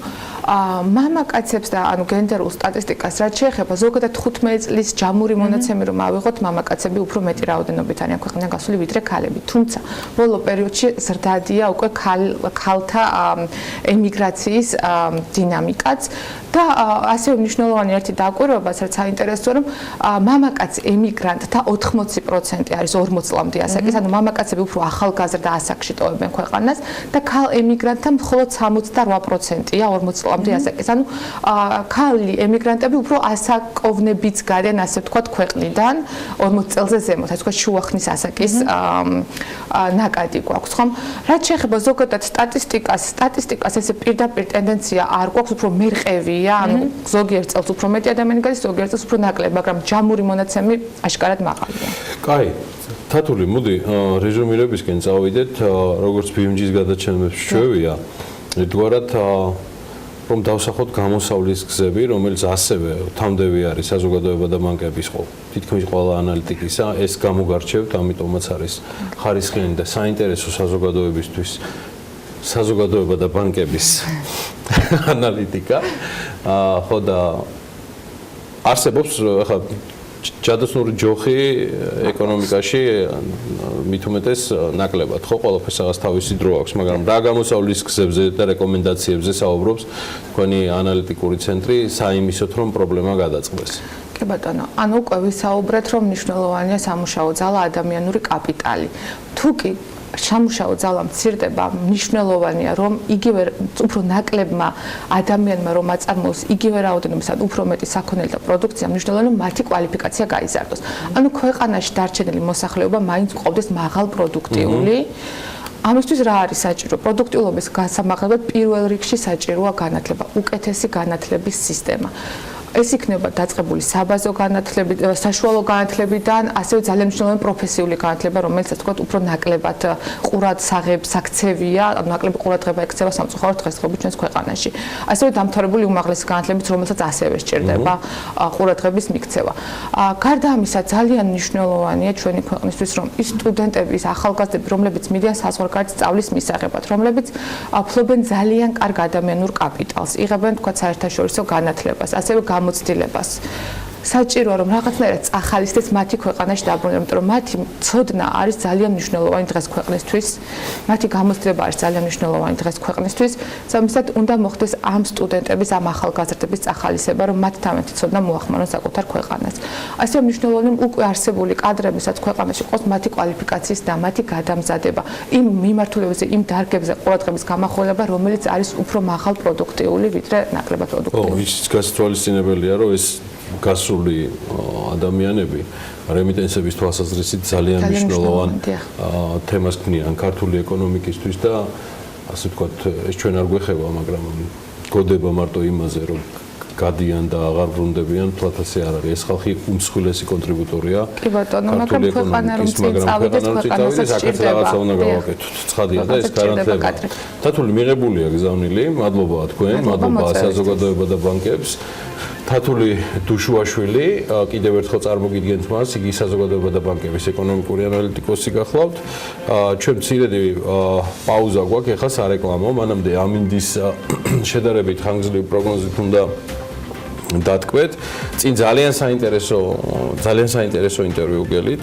სხვა შორის კომპანიაზე, რომელსაც სულ რამდენიმე წელიწადში 100 წელი შეუსრულდება. ეს არის მსოფლიოში ერთ-ერთი აღიარებული და გამორჩეული აუტორული კომპანია, Grant Thornton-ი, რომელიც ჯერ კიდევ 1924 წელს არის დაარსებული შეერთებულ შტატებში, ჩიკაგოში, სხვაგან ახლა სად დაარსდებოდა. ხო წარმოგიდგენიათ თან რა ფესვები აქვს. მანდვე მდებარეობს სხვა შორის მისი სათა ოფისიც და 6 მილიარდს მიუახლოვდება დიდი ალბათობით მალე ამ მართლა გრანდიოზული კომპანიის შემოსავლები და ბრუნვა. მათ უკვე ძალიან საინტერესო ოფისი აქვს, მრავალი წელიწადია საქართველოში და შესაბამისად ჩვენ ძალიან გვაინტერესებს ქართული ოფისის კონტრიბუცია ამ მუდმივ ზრდაში Grant Thornton-ისა. ამ ინტერვიუებს ისევე როგორც საქმიანი დილის დანარჩენ ნაწილს უკვე ბექაბაციკაძე და ანა ლაპიაშვილი გაუძღვებიან. მე გემშვიდობებით ხვალამდე კიდევ ბევრი საინტერესო ამბები მაქვს თქვენთვის, რომელსაც უახლოეს დღეებში გაგიზიარებთ საქმიანი დილიდან. ანა, ნახვამდის. დროებით სარეკლამო პაუზის მერე დაგებრუნდებით.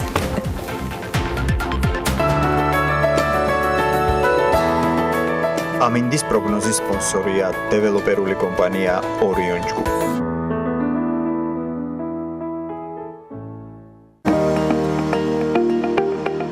ამინდის პროგნოზის სპონსორია სადაზღვევო კომპანია Unisoni.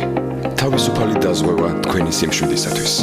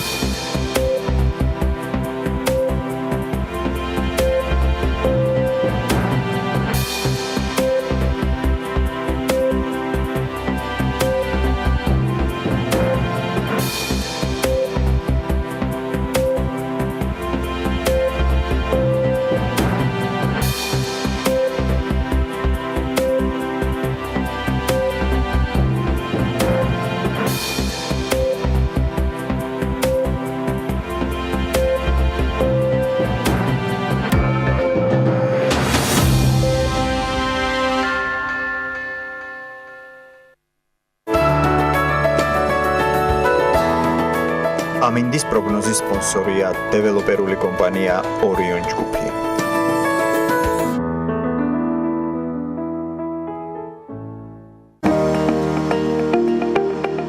ამინდის პროგნოზის სპონსორია სადაზღვევო კომპანია უნისონი. თავისუფალი დაზღვევა თქვენი სიმშვიდისათვის.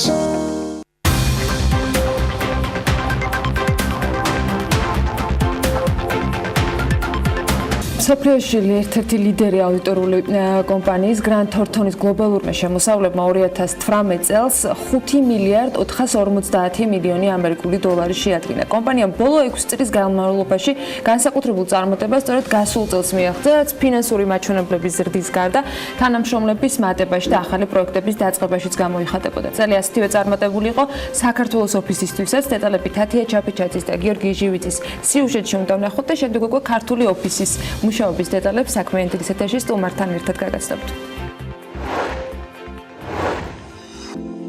სოფლიოში ცნობილი ერთ-ერთი ლიდერი აუდიტორული ფირმა Grant Thornton-ი აუდიტორულ კომპანიათა მსოფლიო რეიტინგში მე-6 პოზიციას იკავებს.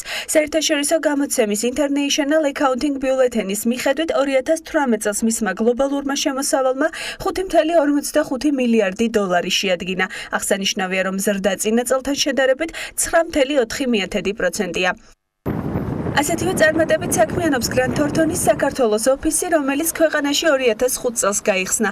ამ დროის განმავლობაში კომპანიამ აუდიტორული, ბუღალტრული, იურიდიული თუ საკონსულტაციო მომსახურება ასობით კომპანიას გაუწია. Grant Thornton-ი საქართველოში, როგორც აქაური ადგილობრივი კომპანია დაფუძნებულია 2005 წლიდან, თუმცა მანამდეც 99 წლიდან ქსელის წევრი კომპანიები საქართველოში ახორციელებდნენ საქმიანობებს. დიდი ინფრასტრუქტურული პროექტების აუდიტებს, სოფლიო ბანკის დაფინანსებული პროექტების აუდიტებს და შემდეგ უკვე 2005 წელს დაფუძნდა ადგილობრივი კომპანია, რომელიც ისევ როგორც მთლიანად ქსელი აუდიტორულ და ბიზნეს საკონსულტაციო მომსახურებას უწევს კლიენტებს. Grant Thornton-ის საქართველოს ოფისი 2018 წელს 11%-ით გაიზარდა. შემოსავლების გარდა კომპანიისთვის გასული წელი წარმატებული იყო ახალი პროექტებისა და პარტნიორობის თვალსაზრისითაც. გაიზარდა დასაქმებულების რაოდენობაც, რომელთა გადამზადებას კომპანია თავად უზრუნველყოფს. ზრდის გათვალისწინებით მმართველი პარტნიორი არ გამორიცხავს, რომ მომავალში მეორე ფილიალი ბათუმშიც გაიხსნას. დღესდღეობით რეალურად ჩვენი და ალბათ ჩვენი მსგავსი კომპანიების მთავარი გამოწვევა არის საკმარისად კვალიფიციური კადრების საკმარისი რაოდენობით მოძიება. მუდმივად ვცდილობთ, რომ კადრები მოვიზიდოთ და გავზარდოთ კომპანია, ვუპასუხოთ კლიენტების მოთხოვნებს, კვალიფიციური კადრები. ჩვენი უპირატესობა ეს არის და გლობალურადაც ესეთი მიდგომა გვაქვს, რომ უფრო ზედა დონის მენეჯმენტის და პარტნიორების ჩართულობა პროექტებში არის ძალიან უშუალო და უფრო დიდი დოზით, ვიდრე ვთქვათ სხვა ქსელების შემთხვევაში. Grant Thornton-ის საერთაშორისო ქსელის აღმასრულებელი დირექტორი პიტერ ბოდინი აღნიშნავს, რომ 2018 წელს მიღწეული მასშტაბური ზრდა მნიშვნელოვანწილად მიზანმიმართული სტრატეგიით იყო განპირობებული. ბოდინის თქმით, Grant Thornton-მა უდიდესი ინვესტიცია განახორციელა ადამიანურ რესურსებში, ლიდერობისა და კორპორატიული კულტურის კიდევ უფრო დახვეწასა და განვითარებაში. ეს შედეგები ხას უსვამს ჩვენი კომპანიის მნიშვნელოვან პროგრესს. მიუხედავად პოლიტიკური არასტაბილურობისა და საოჭრო დაძაბულობისა, შემოსავლები მნიშვნელოვნად გაიზარდა და ბოლო 6 წლის რეკორდს მიაღწია. ჩვენ გავაგრძელებთ მუშაობას ხარისხზე და აქცენტს სწორი ადამიანების შერჩევაზე გავაკეთებთ. ამჟამად Grant Thornton-ის საერთაშორისო დონეზე 125 ქვეყანაშია წარმოდგენილი და 53,000-მდე ადამიანს ასაქმებს. ეს მაჩვენებელი წინა წელთან შედარებით 6.3%-ით არის გაზრდილი. ბექაბაციკაძესთან ერთად ვუმასპინძლებთ ჩვენ სტუმარს ვახტანგ ცაბაძე, Grant Thornton-ის დირექტორი და მმართველი პარტნიორი შემოგვიერთდა საქმიანი დილის ეთერში. მოგესალმებით, მადლობა რომ ხართ ჩვენთან ერთად. ფაქტი არის, რომ დედა კომპანია, რომელზეც გიორგი მოცისაუბრა, ჯერ კიდევ ვიდრე ეს ბლოკი დაიწყებოდა, მნიშვნელოვან ზრდას აფიქსირებდა გასული წლის განმავლობაში. მაგრამ ქართული ოფისი რომ ფეხმოყვება, ეს ჩვენთვის განსაკუთრებით საინტერესო არის. რამხელა იყო ზრდა საქართველოს ქართული კომპანიის შემთხვევაში? კი ბატონო, როგორც სიუჟეტშიც იყო აღნიშნული, მნიშვნელოვანი ზრდა ჰქონდა საერთაშორისო ქსელს, ჩვენც დაახლოებით იმ ტემპებით და ცოტა უფრო სწრაფადაც ვიზრდებით, თუ მთლიანად ქსელის ზრდა იყო სადღაც 9%, ჩვენი ადგილობრივი კომპანიის ზრდა შემოსავლების მხრივ არის 11%-ზე მეტი.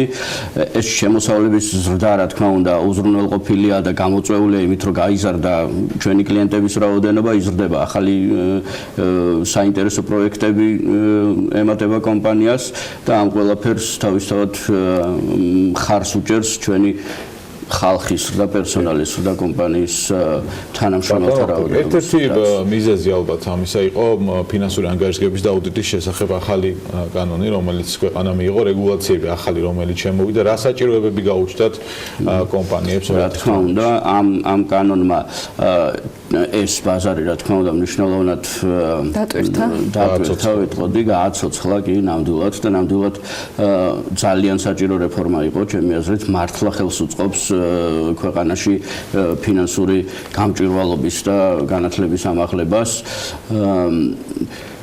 ახალი საჭიროებები გაუჩნდათ ყველა კომპანიას რეალურად.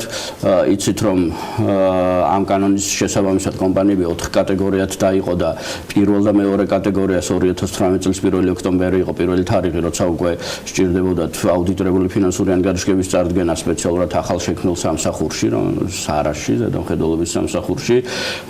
19 წლის 1 ოქტომბერი უკვე არის თარიღი, როცა ყველა კომპანია სჭირდება ფინანსური ანგარიშგების შედგენა და წარდგენა სარასისთვის, თუმცა მესამე და მეოთხე კატეგორიის საწარმოებს არ სჭირდებათ აუდიტი, მაგრამ სჭირდებათ ფინანსური ანგარიშგების მომზადება, რაც ასევე მნიშვნელოვანი სიახლეა კომპანიებისათვის.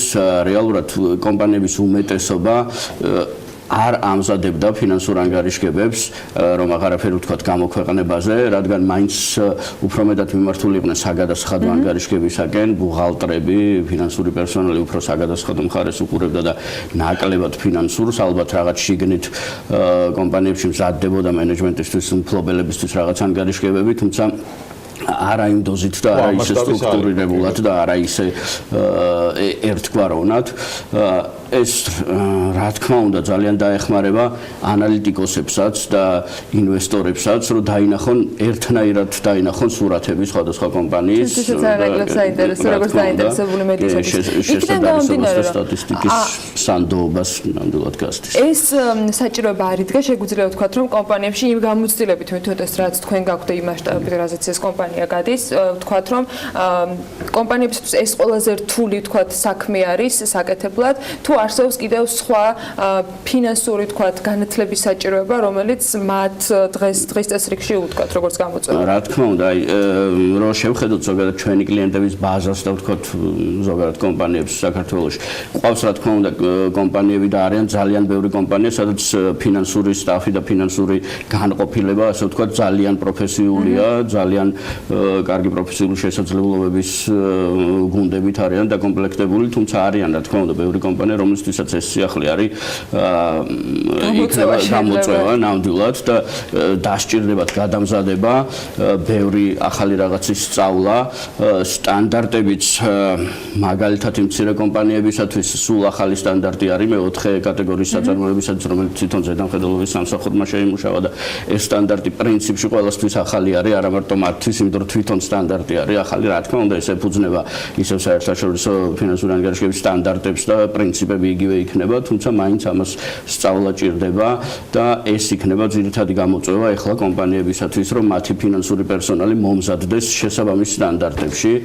ამ გამოწვევის ყველაზე მარტივი თქო პასუხი რა არის? მიმართონ ისეთ კომპანიებს, რომელიც დახელოვნებულია პროფესიონალი კადრებით არის დაკომპლექტებული, თუ თქვენ იქნებით მათ შორის ჩართული იმაში, რომ კომპანიებს მიაწოდოთ ეს ინფორმაცია სწავლაში დაეხმაროთ, ანუ გაქვთ თუ არა ასეთი მიმართულებით? რა თქმა უნდა, ჩვენ გრანტორტონ აკადემიაც გვაქვს, სადაც გვაქვს სხვადასხვა ფინანსებთან დაკავშირებული სხვადასხვა ტიპის კურსები, ფინანსური ანგარიშგების საგადასახადო საკითხებზე კურსები, თუმცა ამ კომპანიებისათვის ვფიქრობ დიდი ნაწილისთვის ძალიან კარგი შესაძლებლობა იქნება ის, რომ პირველ წელს ან პირველ მეორე რამოდენიმე წელს მიმართონ ისევ აუდიტორულ კომპანიებს ეგრეთ წოდებული კომპილაციური გარიგებებისათვის, როდესაც აუდიტორული კომპანია არ ატარებს აუდიტს, არამედ მოქმედებს როგორც მათი, ასე ვთქვათ, თავარი ბუღალტერი და რეპორტინგის სპეციალისტი და ადგენს ფინანსურ ანგარიშგებას, სადაც ძალიან აქტიურად არიან ჩართული უკვე თვითონ კომპანიის თანამშრომლებიც ამ ფინანსური ანგარიშგების მომზადებაში.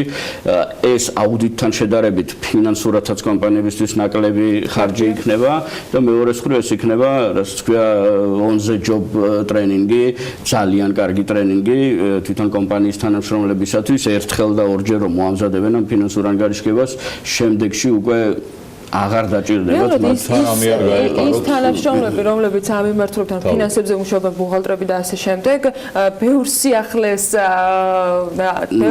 წინაშე არიან წელს იგივე საპენსიო რეფორმა რომ თქვათ. აი ამ ნაწილში თქვენ რას ხედავთ ყველაზე დიდ გამოწვევად ზოგადად ყველა იმ კომპანიისათვის ქვეყნის მასშტაბით რომ შევხედოთ იმ სფეროს წარმომადგენლებისთვის, რომლებიც ერთ ფინანსებს უყურებენ ამა თუ იმ კომპანიაში, ან არიან ისეთი კომპანიის წარმომადგენლები, როგორც Grant Thornton არის, თქვენთვის რა არის მთავარი გამოწვევა წელს ფინანსური ანგარიშგებების გარდა? რაც შეეხება საპენსიო რეფორმას, ზოგადად ძალიან მოკლედ ვიტყვი, რა თქმა უნდა, საჭირო რეფორმა იყო და ვფიქრობ, რომ მე პირადად ვფიქრობ, რომ ეს სასარგებლო რეფორმა, რა თქმა უნდა, არის რაღაც ადმინისტრაციული პრობლემები, რომლებიც ახლა ალბათ ბევრ სხვა გადაცემაშიც გისაუბრიათ და ბევრ სხვა ხალხთანაც, მაგრამ ვფიქრობ, რაღაც ორგანიზაციული და სხვა საკითხებიც არსებობს, მაგრამ ვფიქრობ, რომ დაალაგდება და გაკეთდება. რაც შეეხება ამ გავლენას ამ რეფორმისა ფინანსურ ანგარიშგებაზე და როგორ უნდა აღირიცხოს ეს ახალი საკითხები, საპენსიო შენატანები, ამასთან დაკავშირებით ჩვენ ტრენინგებსაც ვთავაზობთ კომპანიებს და ყველა დაინტერესებულ პირს, ზუსტად აი ჩვენ Grant Thornton-ის აკადემიაში და ნებისმიერ ადამიანს შეუძლია დაგვიკავშირდეს და ბატონო ახტები, საერთაშორისო თქო სტანდარტების დანერგვა ჯერ ხო არ დასრულებულა, ხო მიმდინარე პროცესია, თუნდაც იმ კანონით, რომელიც მიღებულია, ეს ხო იხვეწება და მოცვა არ არის, ხო ჯერ ისეთი, როგორც უნდა იყოს. კი ბატონო. თუ ართ უკვე იმ სტანდარტებზე, რომელიც თქვა ევროპაში? კანონმდებლობით ვართ, კი. თუმცა პრაქტიკაში ძალიან ხშირ შემთხვევაში, რა თქმა უნდა, სრული შესაბამისობისგან ჯერ საკმაოდ შორს ვართ, რისთვისაც ისევ საჭიროა კომპანიების პერსონალის ზრდა. ანუ ყოველთვის აუდიტორი ვერ არც ჯერჯერობით არ არის საკმარისი რაოდენობის აუდიტორები ამაში და არც არის ეს აუდიტორის როლი.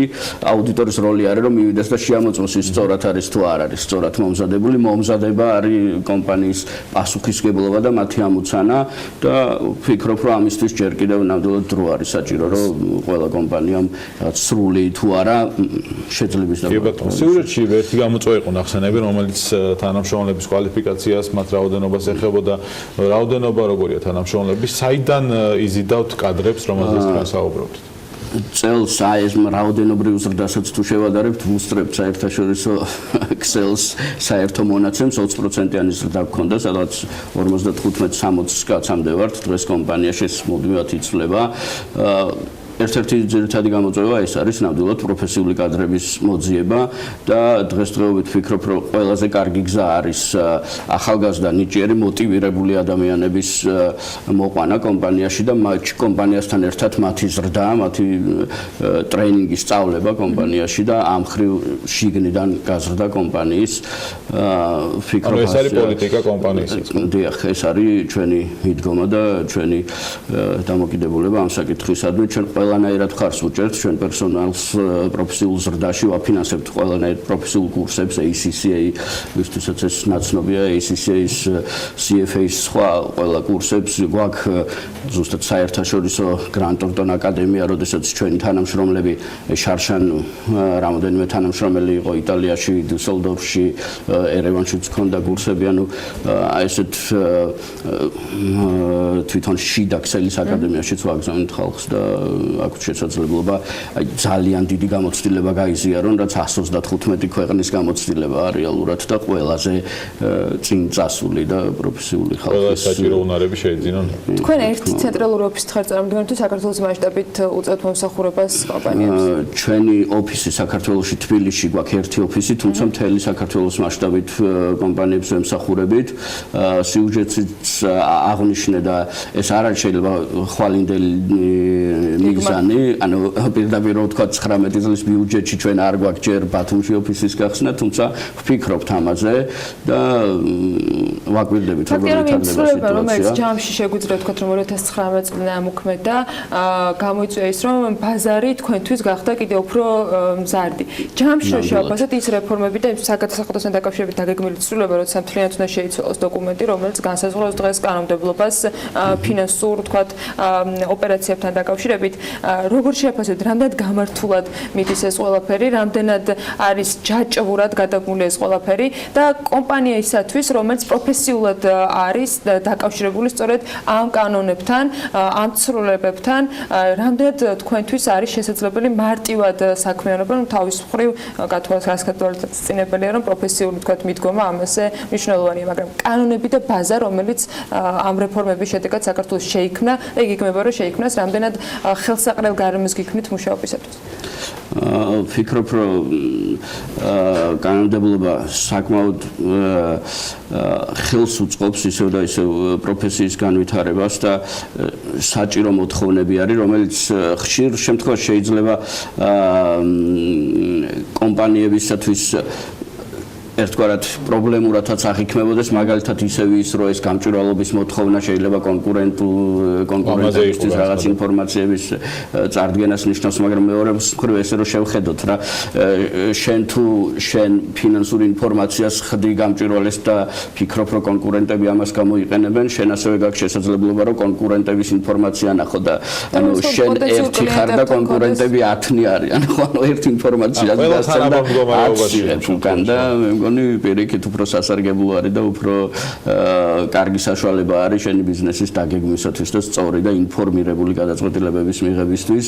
მით უმეტეს ძალიან მნიშვნელოვანი არის ასევე აუცილებლად ვიტყოდი აუდიტის ხარისხის კონტროლის დაწყება, რაც უზრუნველყოფს მეტ რწმუნებას აუდიტორების რეპორტებისადმი, უფრო მეტად სანდო ხდება აუდიტორთა რეპორტები და ეს კიდევ უფრო მეტად უზრუნველყოფს დანარჩენი ფინანსური ინფორმაციის სანდოობას. ეს ხარისხის კონტროლი ვინ უნდა განახორციელოს?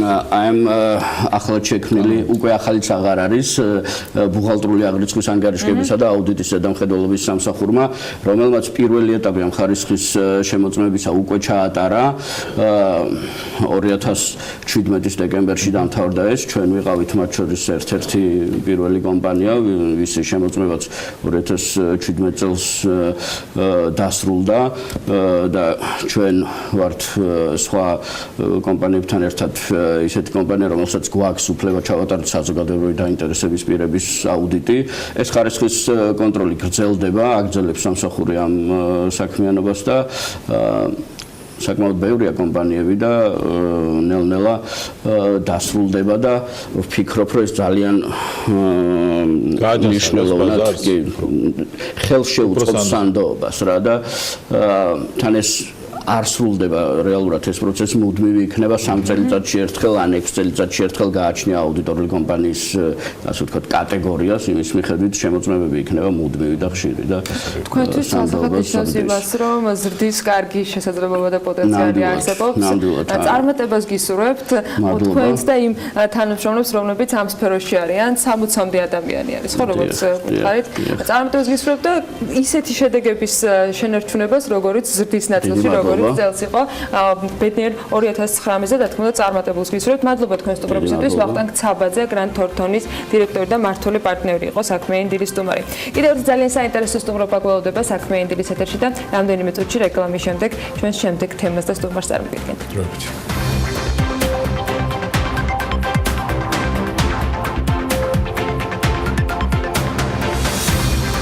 მედრეს სტუმარს წარმოადგენ ამბავი პრინციპში, რომელიც მაყურებელს მინდა გაუზიარო, ბექაბაციკაძემ უკვე მოისმინა.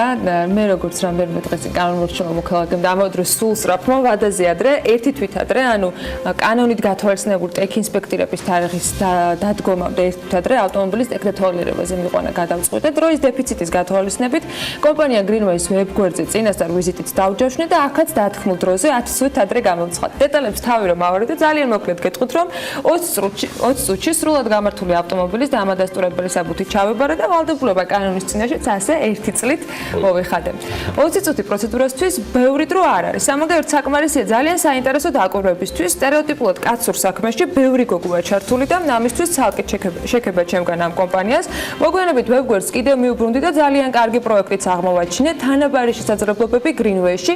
ასე ქვია პროგრამას, რომლის საშუალებითაც ტექ ინსპექტირების მსხვილი ქსელი საქართველოში დასაქმების ახალი პროგრამით თანაბარ შესაძლებლობას ნებისმიერ მსურველს თავაზობს. ვიდრე დეტალებში თქვენს გაგარკვევთ, ბექა შენ გამაინტერესებს, როდის უნდა გაატარო შენი მანქანა ტექნოლოგიებზე? ხო, ჩემი მანქანის ბოლოა და ჯერ არ არის, ასეთი სულ სწრაფიც არ ვარ, ჯერ დრო მაქვს, ვიდრე ჩემი ავტომობილის თავგადასავალს მოგიყვებოდეთ და მაყურებელს სტუმარი მინდა წარუდგინოთ და იმ პროექტზე მოვყვეთ, რომელიც შენ დაანონსია ამ სტუდიაში. მას მინძლობთ ვახტანგ ნებიტაშვილს, Greenway-ის გენერალურ დირექტორს, გამარჯობა ვახტანგ. მოგესალმებით, მადლობა ჩვენს მაყურებელს. პირადი გამოცდილებით გეტყვით, რომ ძალიან დიდ კომფორტში ამოვყავეთ თავი, მიუხედავად რომ მოლოდინი მიუხედავად რომ მოლოდინი მქონდა იმას დაკავშირებით, რომ საკმაოდ გრძელი პროცედურა იქნოდა, მაგრამ ამაზე დღეს არ ვისაუბრებთ. მართლა საინტერესო იყო იმის აღმოჩენა, რომ გოგოების გარემოცვაში აღმოჩნდი და კარგი შესაძლებლობა არის, როგორც აღმოჩნდა, ეს არ არის გამონაკლისი შემთხვევა ერთ კონკრეტულ ადგილზე. რას ნიშნავს დასაქმების ის ახალი პროგრამა, რომელიც თქვენ წარადგინეთ და საინტერესო ამბებიც მოვიკითხე ამასთან დაკავშირებით, თანაბარი შესაძლებლობები. ეს არის მხოლოდ სქესთა ბალანსიდან გამომდინარე, საჭიროებიდან თუ აი რატო გადაწყვეტ, რომ ასეთი ფორმით ყოფილიყო დასაქმების პროგრამა? მოგესალმებით კიდევ ერთხელ.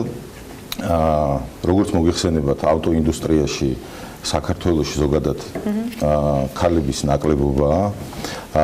ავტოინდუსტრიაში დასაქმებულ ქალთა რაოდენობა ძალიან მცირეა და მით უმეტეს ისეთ ახალ სფეროში, როგორც არის ავტოტექ ინსპექტირება, ქალები პრაქტიკულად დასაქმებულები არ იყვნენ დღევანდელ დღემდე.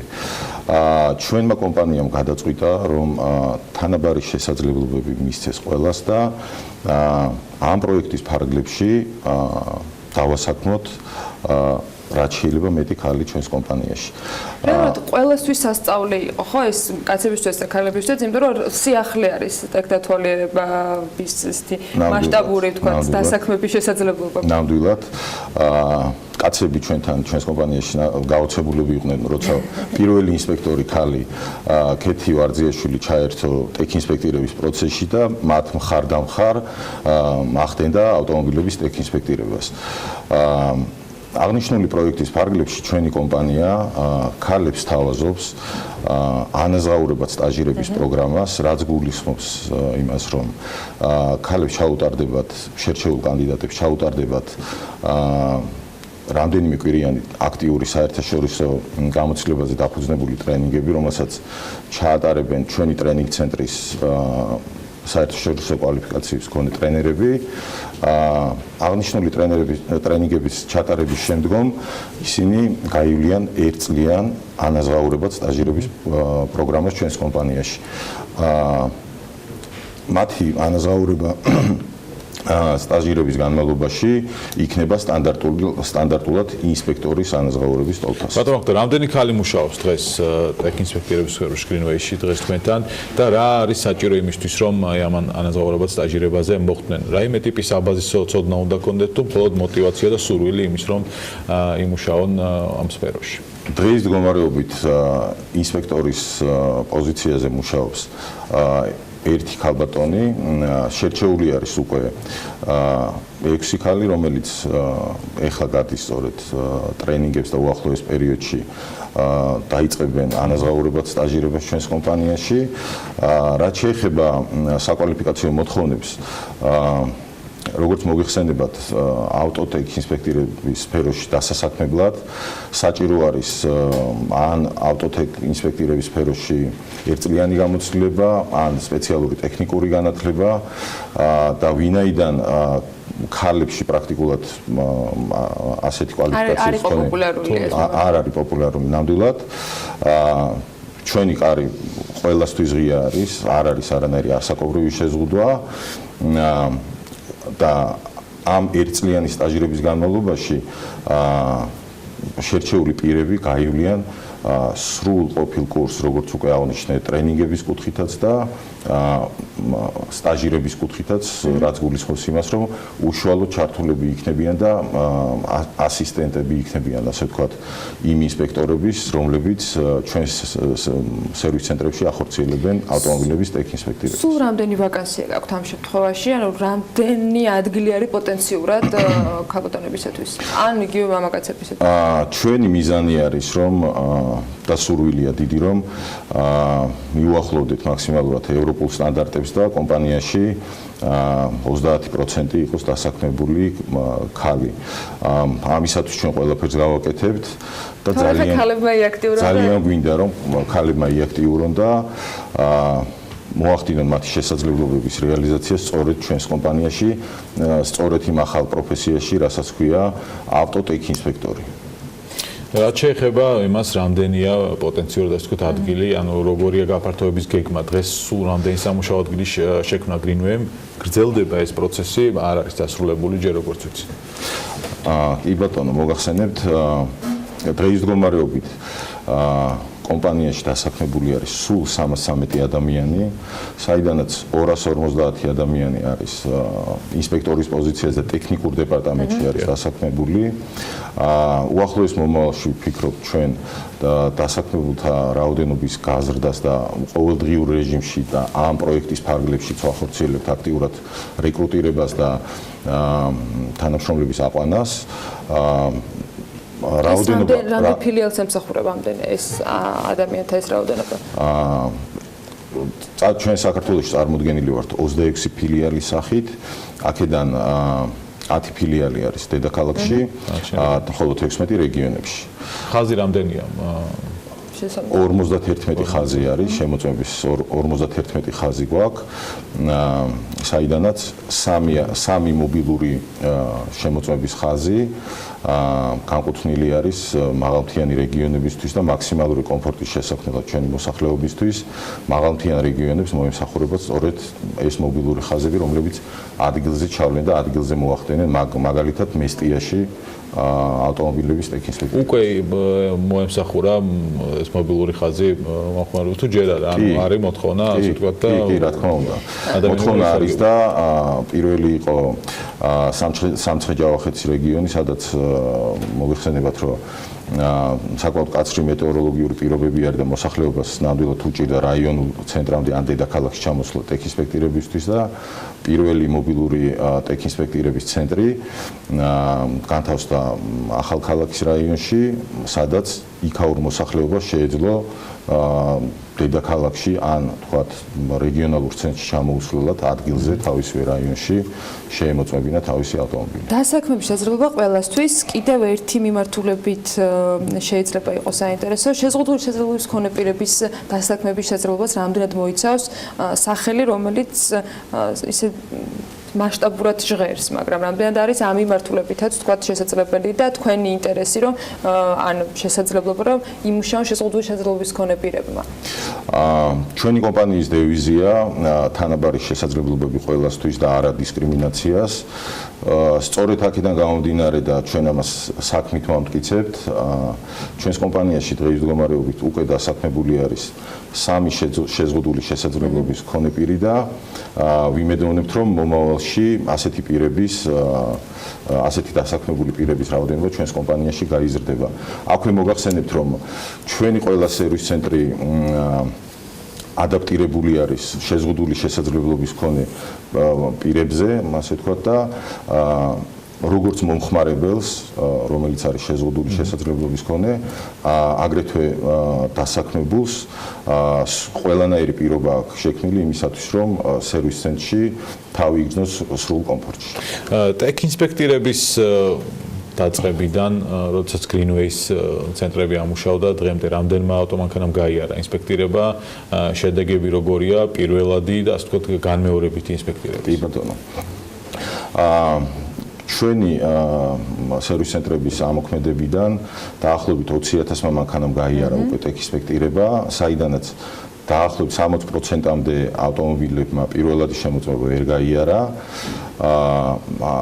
აღნიშნული შემდეგ ავტომობილებს ეძლევათ კანონით დადგენილი 30 დღიანი ვადა ხარვეზების გამოსწორებისთვის და მინდა აღვნიშნო, რომ განმეორებითი ინსპექტირების პროცესში დახარვეზებული მანქანების რიცხვი მინიმალურია და პრაქტიკულად რამდენიმე პროცენტს უტოლდება.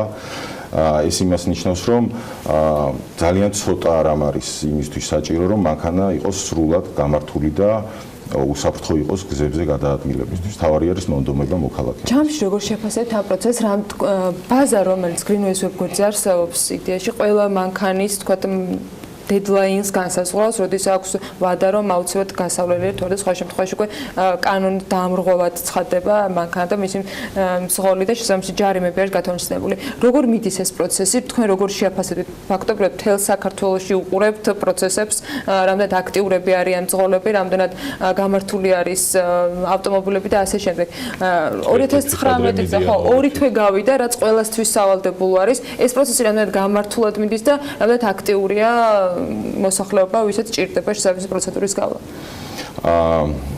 მოსახლეობის აქტიურობა სახეზეა და 2019 წლის 1 იანვრიდან საკმაოდ ბევრმა ავტომობილმა გაიარა ტექინსპექტირება. ჩვენ კიდევ პარალელურად ვმუშაობთ მაქსიმალურად ცნობიერების ამაღლებაზე, რომ ჩვენმა მოსახლეობამ მაქსიმალურად მიიღოს ამომწურავი ინფორმაცია და სრული ინფორმაცია. თუ რისთვის კეთდება ტექინსპექტირება. ერთი არის, რომ სავალდებულო მხარეა, ბუნებრივია, თუმცა ძალიან მნიშვნელოვანი არის, რომ მოსახლეობას კარგად აუხსნათ, თუ რა არის ამ რეფორმის მთავარი მიზანი. მთავარი მიზანი არის, რა თქმა უნდა, მათი ჯანმრთელობა და სიცოცხლე და ბუნებრივია ეკოლოგიაზე ზრუნვა. უსაფრთხოება და ეკოლოგია, ეს ორი მიზეზია და განმეორებითი ტესტირების ასე ვთქვათ არსიც ეგ არის, რომ ადამიანმა თუ არ იცის რა პრობლემა აქვს მის ავტომანქანას, შეუძლია რომ მარტივად გაიგოს მაინც, ანუ როცა მივა ტესტირებაზე და შესაბამისად უფასოდ შემდეგ გაატაროს ეს კურსი მეორედ. უფასოდ გულისხმობ მიღებას სერვისის, მაგრამ უფასოდ არ მოუწევს, იმიტომ რომ ვთქვათ განმეორდება მანქანას გარკვეული ხელის შეულებაში განმეორებითი ინსპექტირება. ზოგადად აი ავტოპარკის თქვენი გამოცდილების გათვალისწინებთ ავტოპარკს ქართულ საქართველოს ავტოპარკს როგორ შეაფასებთ? კითხვების მისხომა, რომ აი ძველი მანქანაა, მაგრამ გამართულია და აი გავივლი ტექინსპექტირებას, ეს კითხვები ჩდება ხოლმე საზოგადოებაში. საქართველოში რეგისტრირებული არის დღეის მდგომარეობით დაახლოებით 1.250.000 ავტოსატრანსპორტო საშუალება. სინანულით უნდა აღვნიშნოთ, რომ მათი ასაკობრივი საშუალო ასაკი არის დაახლოებით 21 წელი, რაც საკმაოდ მოძველებული რაც იმას ნიშნავს, რომ ჩვენ ყავს საკმაოდ მოძველებული ავტოპარკი, თუმცა თუ კი ადამიანი და ავტომფლობელი კარგად უვლის თავის ავტომობილს, დროულად უტარებს, ვთქვათ, მიმდინარე ტექმომსახურებას და ასე შემდეგ, ბუნებრივია ასაკის მიუხედავად ავტომობილი გაივლის წარმატებით ტექინსპექტირებას. წარმატებები ყველას ვისაც უწევს, ვისაც გაიარა უკვე რაღაც სჭირდება. მე ვიღებ მოლოცვებს კიდევ ერთხელ. მადლობა დიდი სტუმრობისათვის, იმ მომსახურებისათვის პირადად, რომელიც ასე სწრაფად მივიღე. ვახტანგ ებიდაშვილს Greenways დირექტორს მასპინძლობით საქმიანი დილის სტუდიაში და ვიდრე მას გავაცლებთ და სარეკლამო პაუზაზე გავალთ. ახლა ანუკა ჯოხაძე უნდა შემოგვიერთდეს, რომელიც დუბაიში გამართულ მსოფლიო მართლობით სამიტზე მოგვიყვება. ამასთან დაკავშირებით Euronews-მა მოამზადა სტატია და იქ გამოყოფილია ის მნიშვნელოვანი მოვლენები, რომლებიც რიგით მე-7 სამიტზე გაჟღერდა. დუბაის მსოფლიო სამიტს სხვადასხვა მოწინავე ქვეყნების ლიდერები და ამ ქვეყნების ინოვატორები ესწრებოდნენ, რომლებმაც ისეთ თემებზე იმსჯელეს, როგორც არის ციფრული ეკონომიკა და ხელოვნური ინტელექტი. უფრო მეტი ახლა ანუკა ჯოხაძე შემოგვიერთდება და ის მოგყვება პირდაპირ ეთერში ანუკა დილამშვიდობის. დილამშვიდობის და ანა ბექა. სამიტის ერთ-ერთი მონაწილე და მომხსენებელი ყოველთვის ცნობილი მუსიკოსი ვილაიემი იყო. როგორც ამ ინდუსტრიაში ერთ-ერთმა წარმატებულმა პროდიუსერმა, ბოლო წლებში ისეთი ჯილდოების მიღება შეძლო, როგორებიცაა გრემი და ემი. ამის მიღმა ალბათ ცოტამ თუ იცის, რომ უილიამ ადამსმა თავისი თავი ბიზნესში გამოსცადა. მისი კომპანია მისმა კომპანია AM+-მა დუბაის ერთ-ერთ კომპანიასთან ერთად შექმნა ხომოვანი ასისტენტი სახელწოდებით ომეგა. როგორც მომღერალი ამბობს, ეს კონკრეტული პროექტი არ იქნება რომელიმე გიგანტ კომპანიასთან კომპანიაზე დამოკიდებული, ისეთები თუნდაც როგორიცაა Facebook-ი, Google-ი და Amazon-ი. მისი თქმით, ომეგა იქნება სიახლე ბაზრისთვის. ომეგა თქვენს მაგივრად გააკეთებს ყველა იმ რუტინულ საქმეს, რომლის გაკეთებას დღეს გადატვირთული რეჟიმის გათვალისწინებით ხშირად დისკომფორტსაც გვიქმნიდა. ბოლო რამდენიმე თვეა ჩვენ ისეთი სისტემა შევქმნით, რომელსაც შეუძლია მრავალი დიალექტის ამოცნობა. სულ მალე კი ომეგა თითქმის ყველა არაბულ დიალექტს ამოიცნობს. მაგალითად, იმ შემთხვევაში, თუ მე სპაგეტის მომზადებას სურს, ხმოვანი ასისტენტი მარტივად რამდენიმე წამში ყველა საჭირო ინგრედიენტს შემოგთავაზებთ. აიმ გრუპის მიერ შექმნილი ხმოვანი ასისტენტი პროდუქტების ყიდვასთან ერთად კინოთეატრის ბილეთებსაც შემოგთავაზებთ. პარტნიორი არაბი ბიზნესმენები კი ამ პროდუქტს პირველად დუბაის კარფურსა და კინოთეატრ ვოქსში გამოსციან. რადგან სწორედ ისინი გვევლინებიან კარფურისა და ვოქსის მფლობელებად. შესაბამისად, არც ის არის გასაკვირი, რომ ამ მიმართულებით მათი ინტერესი მაღალია. ევრონიუსის სტატიაში კიდევ ორ მთავარ თემას გამოყავს, ერთ-ერთი ასეთია აფრიკული ინვესტიციები. ღირს თუ არა ინვესტიციების განხორციელება ამ ქვეყანაში. ამ საკითხზე ვრცელ კომენტარს DP World-ის დირექტორი აკეთებს. DP World-ი სოფლიოში პორტებისა და ლოჯისტიკური ცენტრების მსხვილი კომპანიაა. როგორც კომპანიის პრეზიდენტი ამბობს, ინვესტიციებსა და ინფრასტრუქტურას აფრიკის კონტინენტის განვითარებაში დიდი წილი უჭირავს. აფრიკა მნიშვნელოვანი ბაზარია, ამიტომაც ვახორციელებთ ჩვენ აქ ინვესტიციებს და მომავალშიც გავაგრძელებთ. აფრიკის კონტინენტის ზრდასა და განვითარებას ერთადერთი შემოფერხებელი ფაქტორი აქვს. ეს არის ინფრასტრუქტურა და კომუნიკაციები. აფრიკაში შიდა ვაჭრობას ბევრი ხარვეზი აქვს. სატრანსპორტო სისტემა და მაღალი ტარიფები კომპანიებს ამ მიმართულებით მუშაობისას ხელს უშლის. ევრონიუსი ამერიკასა და ჩინეთს შორის წარმოქმნილ სავაჭრო ომზეც ამახვილებს ყურადღებას. გამოცემის თქმით, პეკინში გამართული მოლაპარაკებები გარიგების გარეშე დასრულდა, მაგრამ ორივე ჩინეთისა და ამერიკის მხარე აცხადებს, რომ ამ მიმართულებით პროგრესი მაინც არის. თეთრი სახლის ცნობით კი ეს მოლაპარაკებები ჩინეთში სტრუქტურული ცვლილებების მიღწევას ისახავს მიზნად, რაც ორმხრივ ვაჭრობას დაარეგულირებს. ამ ომში ამერიკის შეერთებულ შტატების მთავარი პრობლემა ჩინეთის მხრიდან ინტელექტუალური საკუთრების მოპარვა და ამერიკული კომპანიებისგან ტექნოლოგიების იძულებითი გადაცემა. როგორც დუბაის მსოფლიო მმართველობის სამიტზე დამსწრე მსხვილი კომპანიის წარმომადგენლები ამბობენ, ამ ორ მსოფლიო გიგანტ ქვეყანას შორის ურთიერთობის დარეგულირება სასიცოცხლოდ მნიშვნელოვანია, რადგან სავაჭრო ომი მომგებიანი არც ერთი ქვეყნისთვის არ აღმოჩნდა.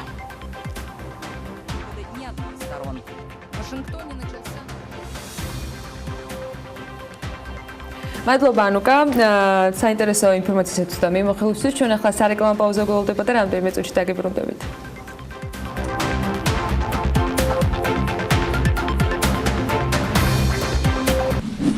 რუბრიკის სპონსორია M-კვადრატი. რუბრიკის სპონსორია დირსი, მასშტაბური საცხოვრებელი კომპლექსი თბილისში. იკა ქარდავა და მისი სტუმარი შემოგვიერთდნენ საქმიანი დილის ბოლო ბლოკში პროპერტი ჯორჯიაჯის დამფუძნებელი და მმართველი დღეს გიორგი ჩუკაგიძეს Colliers International Georgia's მიწების მიმართულებასთან დაკავშირებით გაესაუბრება. ვისაუბრებთ ახალ საძიებო პლატფორმაზე, რომელიც ინდივიდუალური ინვესტიციებისათვის თუ მასშტაბურ პროექტებზე მომუშავე სფეროს წარმომადგენლებისათვის განსაკუთრებით საინტერესო უნდა იყოს. აი რაში მდგომარეობს ეს სიახლე, ამას კოლიკა და მისი სტუმარი თავად მოგვიყვებიან. მოგესალმებით. დილა მშვიდობისა ანა, დიდი მადლობა წარდგენისთვის.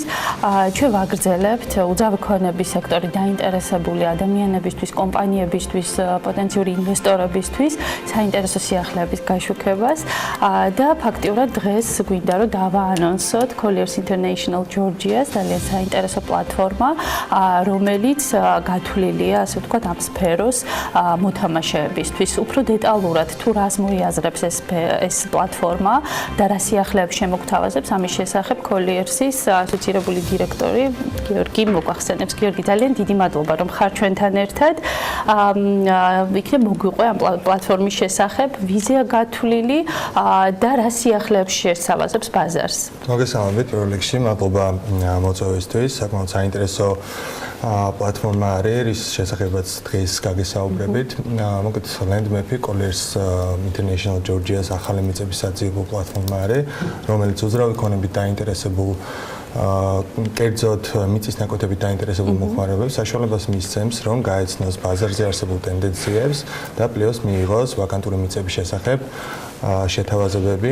ეს პლატფორმა მოემსახურება როგორც ადგილობრივ ბაზარზე არსებულ დაინტერესებულ ინვესტორებს თუ ფიზიკურ პირებს და ასევე საერთაშორისო, ასე ვთქვათ, მომხმარებლისთვის იქნება ღია და მიიღებენ ინფორმაციას ჩვენი საქართველოს, ასე ვთქვათ, მასშტაბით არსებული მიწის ნაკვეთებების შესახებ შეთავაზებებს. ძალიან საინტერესოა გიორგი, ანუ შეიძლება რომ ითქვას, რომ ეს ერთგვარი შეხვედრის ადგილი იქნება მესაკუთრეებსა და ასე ვთქვათ პოტენციურ ინვესტორებს შორის და თქვენ ამის მართვას, აი ამ პროცესის მართვას გააკეთებთ. დიახ, გამომდინარე იქიდან დავიწყებ, რომ Colliers International Georgia's ასე ვთქვათ საქმიანობა დაფუძნებულია დატაზე. გულისხმობს იმას, რომ ჩვენ სრულყოფილად ვიცნობთ ბაზარს და სრულყოფილად ასე ვთქვათ ვაანალიზებთ და ვიკვლევთ ბაზარზე მიმდინარე ასე ვთქვათ ტენდენციებს. შევიმუშავეთ ესეთი იდეა, რომ ეს პლატფორმა, რომელიც ასე ვთქვათ რომელსაც გამოიყენებდა ჩვენი მომხმარებელი, საშუალებას მისცემდა როგორც ინვესტორს, მყიდველს ამ შემთხვევაში და ასევე გამყიდველს, ქონოდათ ურთიერთდანაკვეთა და ასე ვთქვათ ინფორმაცია მიეღოთ ჩვენგან დამოუკიდებლად და ასე ვთქვათ დამოუკიდებლად ემართათ პროცესები.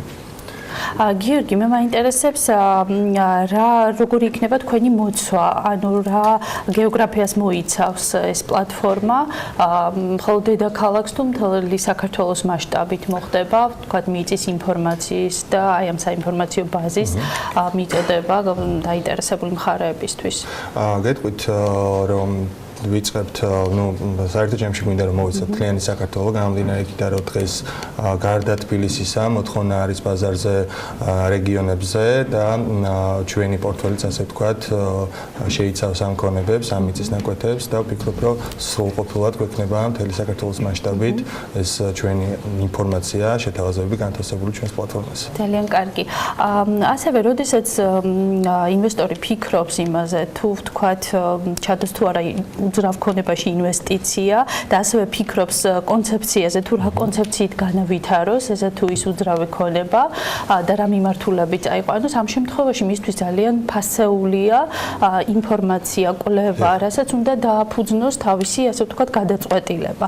აი ამ მიმართულებით თქვენ გაუწევთ თუ არა მათ მომსახურებას, ან იქნება თუ არა ხელმისაწვდომი, ვთქვათ, სტატისტიკა თუ იგივე ფასები თუ განვითარების რაღაცა სცენარები.